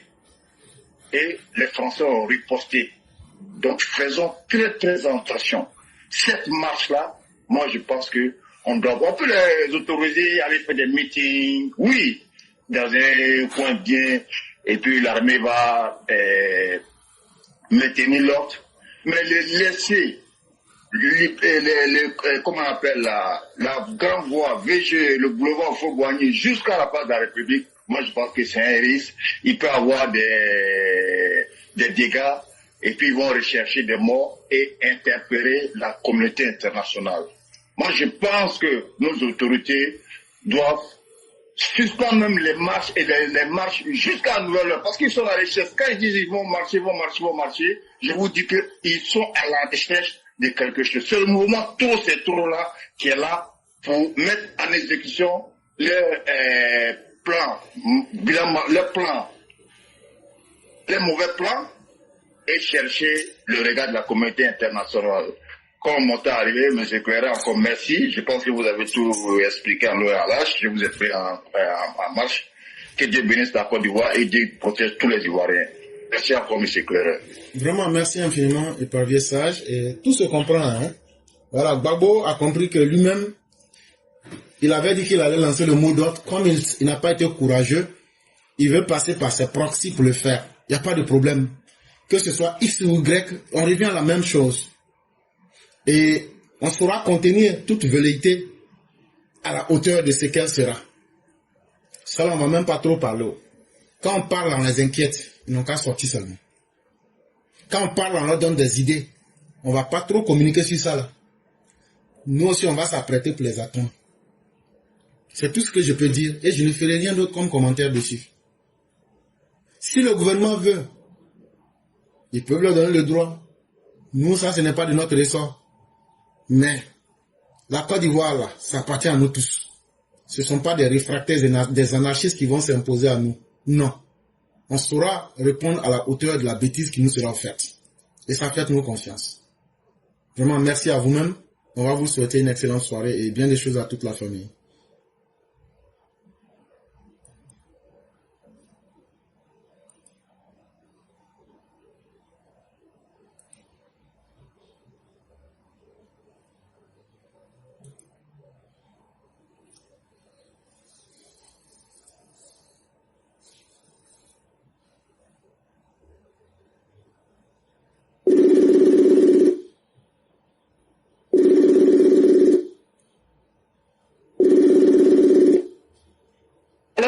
Oui, bonjour Charmel, comment allez-vous? Oui, bonjour Cléret, je vais bien et vous? Dieu merci, tout va pour le mieux. Ah, Dieu merci alors. Okay. Donc on va vous laisser vos 5 minutes. D'accord, merci beaucoup Cléret de me donner la parole. Bonjour, bonsoir à tout le monde, j'espère que vous allez tous bien. Moi, ce soir, j'ai 2 mots à dire en fait aux femmes aigries, aux femmes qui ne se regardent même pas, avant de mettre les haines sur la pauvre Miss, la charmante, la douce, la plus belle femme que Dieu a pu créer sur cette terre, innocente, pure, sans haine. Et cela transperce ton visage. Il y a quelques haineux là, les frustrés de la politique, vu que les mentors, les voleurs, les braqueurs, les criminels, les manipulateurs n'arrivent plus à convaincre les Ivoiriens, n'arrivent plus à manipuler les Ivoiriens, n'arrivent plus à faire sortir les enfants dans la rue, sauvés par le brave président, M. Son Excellence Alassane Dramane Ouattara. Donc, tout est bon pour mettre les frustrations dessus. En ce moment, ils sont en train de jacasser, d'essayer de se réjouir, juste parce que la Miss qui vient à peine d'être élue n'a pas été choisie comme Miss Monde. Que c'est Olivia Yassé qui a été choisie. Ça aussi, c'est sujet de réjouissance. Sachez que nous, les Ivoiriens, nous ne sommes pas haineux. Olivia Yassé est une Ivoirienne. Et en tant qu'Ivoirienne, si elle a été choisie, Dieu merci, et puis elle a plus d'expérience que la Miss 2025 Fatima, elle connaît. Donc Fatima connaît, elle est plus que heureuse que sa sœur Olivia Yassé a été choisie. Donc je ne vois pas où est le problème. Et vous, les Camerounais perdus, vous qui êtes incapables de vous battre pour votre pays, vous qui avez un président qui est là depuis une décennie, qui est là depuis nous-mêmes, on n'est pas encore nés, qui est là depuis nos parents ne sont pas encore nés, vous êtes incapables de vous battre pour changer ce président-là. Mais c'est vous qui êtes là, vous êtes haineux, vous êtes jaloux des Ivoiriens, vous êtes jaloux de l'évolution de la Côte d'Ivoire, vous êtes jaloux du fait que la Côte d'Ivoire ait un président digne de ce nom, un président le plus connu, le plus aimé, le plus digne de l'Afrique. pour ne pas dire dans le monde entier. Donc, c'est pour cela que vous êtes là. Vous vous baladez. Vous êtes toujours avec l'opposition perdue, l'opposition profiteur, l'opposition manipulateur, pour pouvoir mettre vos haines sur les Ivoiriens. Mais sachez que nous, les Ivoiriens, nous sommes passés outre de ça. Occupez-vous un peu de ce qui se passe dans votre pays. Cela vous fera du bien. Parce que c'est vous qui êtes dans le malheur là-bas. Nous, les Ivoiriens, nous sommes tranquilles, nous sommes heureux, nous sommes paisibles, nous sommes en paix. Nous sommes en harmonie dans notre pays. Donc, personne, et surtout pas des malheureux comme vous, pouvez nous changer quoi que ce soit. Donc, c'était deux mots de la même famille pour dire aux haineux, avant de vous muscler sur des personnes aussi pures que comme la Miss Fatima Koné, regardez-vous un peu dans le miroir et essayez un peu d'être moins haineux, d'être moins aigri. Vous verrez, ça changera votre vie. Parce que rien qu'à vous voir comme ça se voit que vous êtes des personnes malheureuses, surtout des femmes malheureuses, musclées, haineuses, qui ne peuvent même pas arriver à la cheville de notre belle Miss Fatima Koné. Voilà ce que je voulais dire ce soir. Bonne continuation à tout le monde et puis à bientôt. Merci. Merci beaucoup, chère mère. Merci encore de tout ce que vous avez dit. Et vous savez, la haine, c'est le moteur de certains, c'est ce qui leur permet de donner une raison à leur vie. Et vous ne pourrez jamais les comprendre. Comme aussi, eux ne comprendront pas notre détermination à défendre le bien commun. Ils se disent, mais toi, tu fais tout ça là, tu fais ça pour qui? Pour eux, eux ne peuvent pas agir en bien pour le bien de la société. Et donc, autant nous ne pourrions comprendre leur haine, autant eux ne pourraient nous comprendre. Mais c'est à nous d'être résilients, d'être résistants surtout sur la voie. Parce qu'il n'y a aucun choix qui est facile. Mais je suis sûr que nos opposants, les haineux et les anti-progrès souffrent énormément. Parce que quand ils voient tout le progrès qui est fait, tout le développement qui est fait, chaque jour ça ne s'arrête pas, ça ne fait qu'augmenter leur souffrance. Alors que nous, c'est quand le monde est construit, quand les gens se sentent à l'aise et quand les gens peuvent utiliser ce qu'on leur offre aujourd'hui pour se donner une raison de vie. C'est ce qui justifie notre plaisir. Continuons d'être nous-mêmes, restons résilients. Vraiment, merci beaucoup, chère mère. On va vous souhaiter une excellente soirée. Merci beaucoup. Bonne soirée à tout le monde. Au revoir. Merci beaucoup.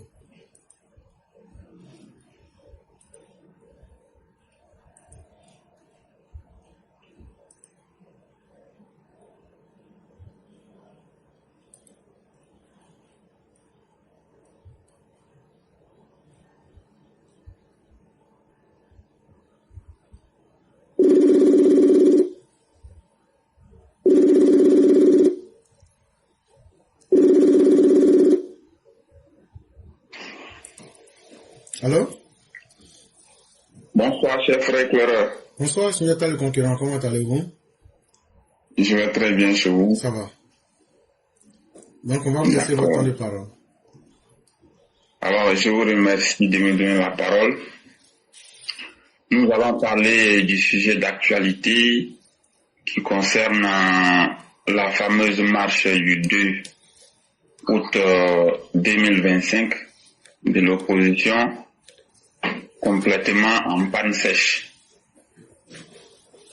Alors, ce qu'il convient de rappeler d'abord, il y a eu un certain nombre d'arrestations chez les militants du PDC-RDA et après on a vu, vous m'excusez, après on a vu tout simplement la fuite de Ousmane Chérif et puis du cher Bredoumi Soumaïla Traoré. Alors regardez comment il est apparu complètement rabougri et il a complètement changé de visage sur les photos. Bredoumi Soumaïla, vous comprenez que l'homme même, il est dans le faux. Bon, au-delà de ça, ce que je vais dire, jour et nuit, on a toujours expliqué aux gens ici que la stratégie de l'opposition, c'est de faire coup d'État. Rien d'autre. Créer le chaos, le devoir de faire coup d'État. Le 2 août 2025, là, ce qu'ils ont appelé marche, ce n'est pas une marche. c'est un coup d'État qu'ils veulent faire. Les choses sont aussi simples que cela. Ils ont déjà apprêté les gens qu'ils veulent utiliser pour créer la zizanie, les chaos, les désordres. Et ils ont planifié leur affaire. Ils vont partir depuis, d'après eux, Hôtel Ibis pour venir devant le palais présidentiel. Ils recherchent quoi? Donc, c'est un coup d'État qui est en préparation. Nous, on ne va pas aller dans tous les sens. Il revient aux autorités compétentes de prendre leurs responsabilités. C'est pas à nous ici toujours de leur dire faites ceci, faites cela, faites comme ça, non. Moi, je l'ai toujours dit. Il y a des gens, normalement, ils ne devraient même plus trouver de quoi arrêter sur la scène politique ivoirienne. S'ils continuent de parler, c'est qu'il y a quelque chose qui ne fonctionne pas correctement au sein de notre société. Il revient aux autorités compétentes de faire ce qu'il faut pour garantir la quiétude, la paix sociale. Sinon, ce que nous voyons là, le 2 août là, ce coup d'État les opposants veulent faire, c'est aussi simple que cela, pour ne pas aller dans tous les sens. Et comme c'est un sujet sur lequel on ne peut pas aller en profondeur, je préfère m'arrêter là. Merci. Vraiment, merci beaucoup le concurrent. Merci encore pour ce bel avis. Et je crois que tout ce qui se comprend se conçoit facilement. Et en tout cas, on a déjà dit ce qu'on pensait. Et je crois que l'autorité est aussi pleinement consciente de ce qui se passe. Et ce qu'on peut dire, observons et simplement observons. Et demain nous dira de quoi les choses seront faites. Vraiment, merci à vous. On va vous souhaiter une excellente soirée. Et bien des choses à toute la famille.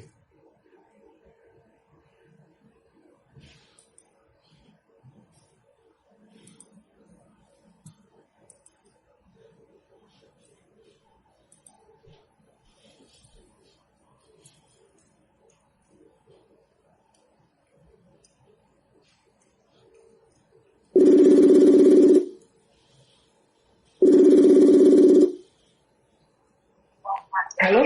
Oui, bonjour cher mère, comment allez-vous? Bonjour professeur, comment tu vas? Je vais très bien et toi? Ça va. Grâce à Dieu, tout va plus bien. Alhamdulillah, la famille, j'espère. Grâce à Dieu, tout le monde va bien. Et de votre côté? Alhamdulillah, on ne se plaint pas. Ok. Donc, on vous Ok, professeur. Bonjour à tous les DPV, bonjour à tous ceux qui nous suivent. Aujourd'hui, encore vendredi, jour de prière, jour de Dieu. Et on va dire encore merci à Allah de nous avoir fait voir ce vendredi et qui nous donne beaucoup de vendredis en santé. Et bon vendredi à tous les chrétiens et du moment Moubarak à tous les musulmans. L'éclaireur, moi je dis, ces opposants ne s'aiment pas. Non seulement les parents n'aiment pas leurs enfants, les enfants aussi n'aiment pas leurs parents. Parce que je ne peux pas comprendre. Des gens qui ont déjà vécu, ils ont au moins 60 ans, peut-être 70 ans, 80 ans. C'est des gens qui ont vécu. Ils ne veulent pas de votre bien. Et vous aussi, qui devez vivre derrière eux là, vous aussi, vous ne voulez pas le bien de vos parents. Vous ne voulez pas vous-même votre propre bien. Mais ce que vous allez trouver là, c'est vous-même qui avez cherché. La Côte d'Ivoire aujourd'hui là, la plupart des Ivoiriens ont grandi. Nous là, on ne veut plus aspirer à des opposants comme ceux-là. Ceux-là. Et puis ce qui me fait pitié dedans, c'est vous les jeunes qui sont en train de vous détruire pour des vieillards. Pour des vieillards qui ont déjà fini de faire leur vie. Où ils sont là, pour être gâtés, c'est fini. Donc ils veulent que vous aussi là, vous ne puissiez pas vivre en paix, car ils ne seront plus de ce monde. Parce que Dieu même dit, normalement dans la vie, quand tu vieillis, on dit que tu approches vers la mort. Mais comme la mort même n'a pas d'âge aussi. Donc continuez dans ce que vous êtes. Et vous oubliez que dans les règlements des lois là, il y a la légitime défense qui existe. La légitime défense, là, vous ne savez pas que ça existe dans les lois, hein? Ok, il n'y a pas de souci. La Côte d'Ivoire, là, nous voulons la paix en Côte d'Ivoire. Nous voulons des Ivoiriens de paix en Côte d'Ivoire. Moi, j'ai dit, toutes les mamans qui aspirent à la paix doivent se mettre ensemble aussi pour se lever, pour faire des caravanes de paix aussi, pour dire que nous sommes fatigués, qu'on amène nos enfants à la bataille quand il y a de la politique. Tu ne peux pas faire la politique sainement, protéger la vie de quelqu'un, c'est pas la peine de rentrer en politique. Mais c'est vous, la population, qui devait les désavouer. Mais si vous sortez pour aller chercher, c'est vous-même qui avez trouvé. Cette Côte d'Ivoire n'est pas en crise. Vous oubliez que les années de 92 à 2010, on a dépensé ces années-là.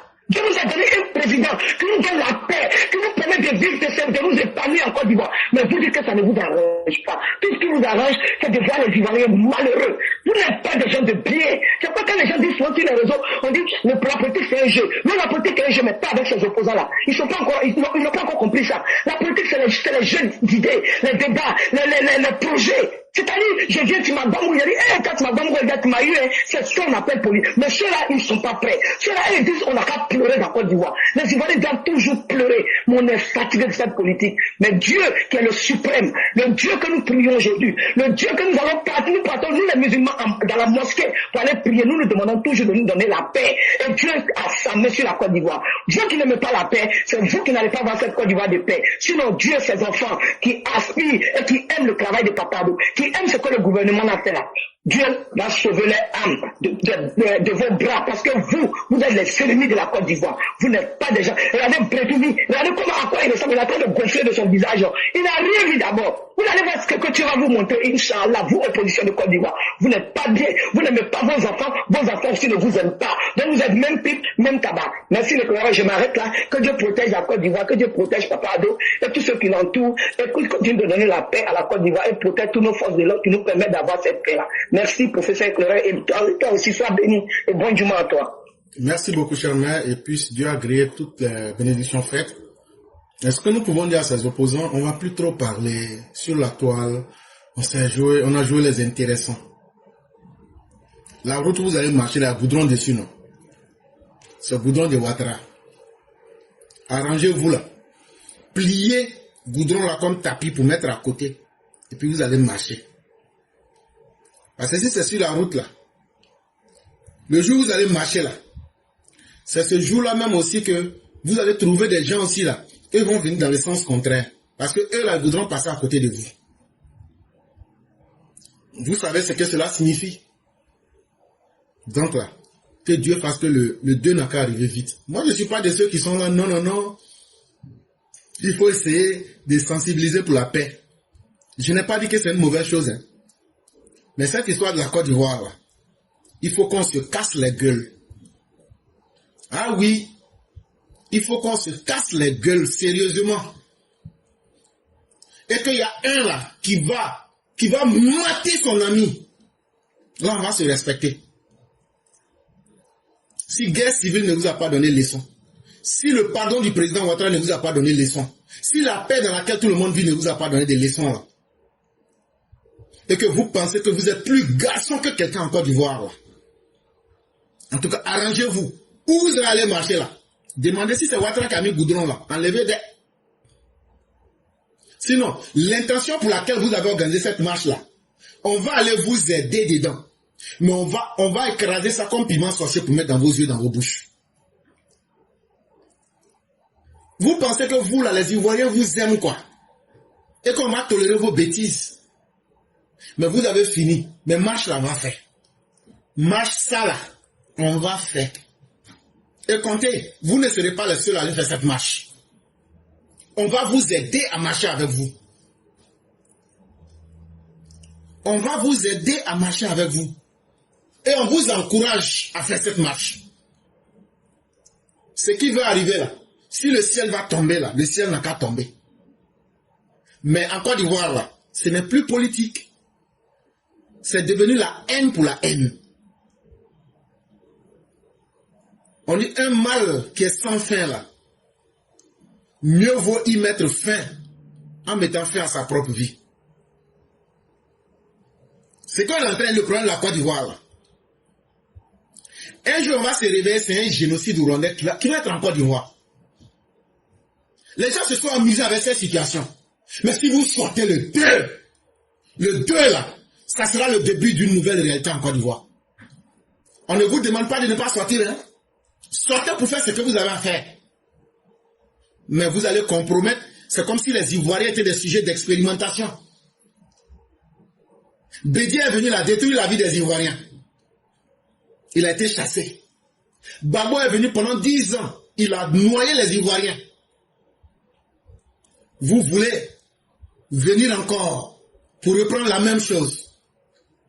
En ce moment-là, si nous ne sommes pas des bâtards, là, on ne va pas s'asseoir pour vous regarder. ce que les gens tournent à côté pour ne pas dire là. C'est un Rwanda qui sera en Côte d'Ivoire un jour. Parce qu'il y a des gens là, c'est pas la politique qu'ils sont venus faire.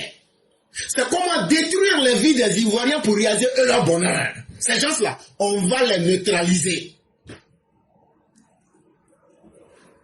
C'est aussi clair que ça. La politique, c'est quoi? J'ai des idées, je viens pour faire le bonheur des gens. Mais quand la politique devient, je veux réaliser mon bonheur contre vous, et vous êtes obligés, je vais mettre vos vies en jeu pour réaliser mon bonheur. Moi, je n'aurai pas peur de te dire que toi-même, là, je vais mettre ta vie en danger. Et je vais soumettre ta vie à rude épreuve. Et chers Ivoiriens, ne croisez pas les bras. On ne parle pas beaucoup. Mais on va sortir. Et ça, je ne sais pas ce que le gouvernement a préparé. Hein. Mais cette marche-là, elle se fera. Et nous allons sortir pour nous affronter. Et on s'en fout du gouvernement. Moi, je ne suis pas dans le pardon avec quelqu'un. Et moi, je l'ai dit, un homme qui sait se faire respecter là, ta souffrance là, c'est parce que vous vous amusez dans la souffrance des Ivoiriens. Vous pensez que les Ivoiriens se sont tués. Et vous pensez que ça devient un fonds de commerce pour vous. Mais cette fois-ci là, moi-même, j'ai prié Dieu pour que le 2 n'a qu'à arriver vite. Mais le 2 là, de vous jusqu'à vos leaders là, si vous retrouvez certains vivants, c'est que ce jour-là, Dieu a pris congé. Comme de la manière s'est reposé dimanche là, après avoir créé les cieux et la terre là, c'est qu'il a pris congé. On ne fera pas dans la dentelle. On dit bien, on ne fera pas dans la dentelle. Toutes nos vies que vous avez détruites là, on va vous redonner la même pièce. Et comptez sur nous. Donc, moi, éclaireur pro-vérité, ne m'inscrivez pas parmi ceux qui sont en train de chercher la paix. Je dis moi, je ne sais pas s'il y a des gens qui sont comme moi. Mais moi, je dis haut et fort. Si vous sortez là, nous on sortira pour aller vous affronter, pour vous mater. Ça, il n'y a rien à faire. Oui, oui. Moi, je vais susciter des gens. On va aller vous affronter. Je vais être très clair. Ceux qui veulent la paix là, c'est une bonne chose. Caravane de paix là, c'est une bonne chose. Mais ça, c'est leur problème. J'ai toujours dit ici, qu'après les élections, les votes là, j'ai demandé aux gens de rentrer dans les maisons. Mais moi, je vais sortir. Moi, là, je vais sortir. Moi, là, même si on m'abat aujourd'hui, là, ma femme et mes enfants ne peuvent pas regretter. J'ai travaillé dur. Mais je ne peux pas accepter de laisser mes enfants dans un monde incertain. Je préfère mourir au front. Ça, c'est moi. Je ne demande pas à quelqu'un de me suivre. Je n'ai pas demandé à quelqu'un de me donner un salaire. Je n'ai jamais pris 5 francs avec quelqu'un. Mais moi, je ne peux pas être un indigne et un lâche. Ceux qui disent qu'ils sont garçons là, qu'on n'a pas fait élection là, après quand tu as fini de voter là, il faut rentrer chez toi. Nous là, de la manière eux, ils ont les excités chez eux là. C'est comme ça, nous les radicaux là, nous on va sortir. Nous les radicaux du RDR là, on va sortir. Et ce qu'on sait faire là, on va faire ça. Dans le pays là, vous avez trop parlé. Mais vous allez voir maintenant la rigueur des hommes qui savent passer à l'action. Le 2 là, que Dieu fasse que vous sortiez. Quand vous allez sortir là, s'il n'y a rien qui s'est passé là, c'est que nous tous, toute notre génération, nous sommes des bâtards. Tous les vrais militants du RDR, si ce jour-là, nous on ne sort pas, c'est que tous les habitants, tous les militants du PDC et du RHDP sont des bâtards. Comptez sur nous. C'est ça, nous on l'attendait depuis longtemps. Et cette marche-là, il faut que vous la fassiez. Il faut que vous l'organisiez. Et parce qu'on va se mesurer avant d'aller à ces élections-là. Et donc, chers maîtres, je vais m'arrêter là. Je vais vous permettre de faire votre conclusion. Mais je demande à tous nos militants de s'apprêter. Tous nos militants qui sont à Abidjan, à partir d'Abidjan Sud jusqu'à Bobo, apprêtez-vous. Et ça, là, ils n'ont pas dit le 2 là. Commençons déjà à guetter dans tous les quartiers, dans tous les recoins, dans tous les îlots, tous les gars des quartiers, les gars des gares routières, les tableaux noirs, tous les gars, les mogos, tous, mettez-vous en jambes, apprêtez-vous les quais. On va voir qui moins qui. Ça là, si c'est un message aussi pour insulter quelqu'un là, mettez mon nom sur votre liste. Mais moi, je ne vais pas être là et puis on va tuer mes parents et puis je vais m'asseoir pour être spectateur. Comme en 2025 là, Je m'en fous. Si c'est ça, là, mettez mon nom sur votre liste. Trop, ça n'est de trop. Et cette histoire de Côte d'Ivoire, là, c'est plus une histoire de politique. C'est une histoire de s'affronter. Et on est prêt pour ça. Et le gouvernement, là, lui, paie dans son rôle. Mais nous, la population, là, on va désobéir au gouvernement. On va désobéir au gouvernement. Donc, le gouvernement, même là, ils n'ont qu'à autoriser la marche, là. Ce qu'ils veulent là-haut, c'est eux qui cherchent non. Nous, on ne cherche pas non. Nous, on ne cherche pas poste. Mais nous, on cherche à défendre nos vies. Et nous allons défendre nos vies sans attendre que quiconque le fasse à notre place. Et nous sommes prêts et nous vous attendons. Et donc, cher maître, je vous laisse faire la conclusion. Merci infiniment, professeur. Vraiment, trop, ça en est de trop. On en a marre et ça suffit. Franchement, on est fatigué de... Oui, on dit dans les gandailles. Oui, dis dans les danaïs. Quand tu me pousses arriver au mur, là, comment je peux dans mes défenses? On est fatigué de vous. Franchement, que Dieu protège la Côte d'Ivoire, que Dieu te protège, professeur éclaireur, que Dieu protège tous les EPV, que Dieu protège notre très cher Papa Ado. Papa Ado, qui est un homme de paix, un homme qui n'aspire qu'à la paix pour sa population, un homme qui se dit tout ce que je fais, je n'irai pas avec, je fais ça pour moi, pour mon derrière, pour mes descendants, pour les enfants de la Côte d'Ivoire. Vraiment, Papa Ado, que Dieu te protège, et que Dieu protège tous nos forces de l'ordre, notre armée, le ministère le ministre de la Sécurité, que Dieu vous protège, que Dieu ait sa main sur vous, toujours, parce que grâce à vous aujourd'hui, nous avions des forces des forces civilisées. Aujourd'hui, notre armée est civilisée.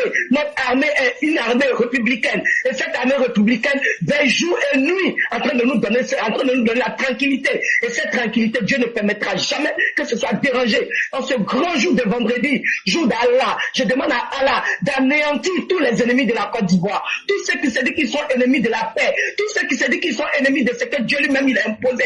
Que Dieu les anéantisse. Parce que Dieu lui-même lui dit, il est invisible. Et il agit de manière invisible. Que Dieu protège la Côte d'Ivoire, le Coréen, que Dieu te protège, que Dieu nous protège tous. Merci beaucoup et bon vendredi à tous. Merci beaucoup, chère mère. Merci à tous ceux qui nous ont suivis en ce jour. Que la grâce de Dieu nous accompagne en tout lieu et en toutes circonstances. Et demain sera un autre jour avec ses bonheurs, ses déboires, mais restons positifs. Parce que ceux qui vivent sont ceux qui luttent. Et continuons de lutter pour être parmi les vivants. Merci beaucoup, chère mère. Et que la paix demeure en nous. Amin, amin. Merci. Merci beaucoup.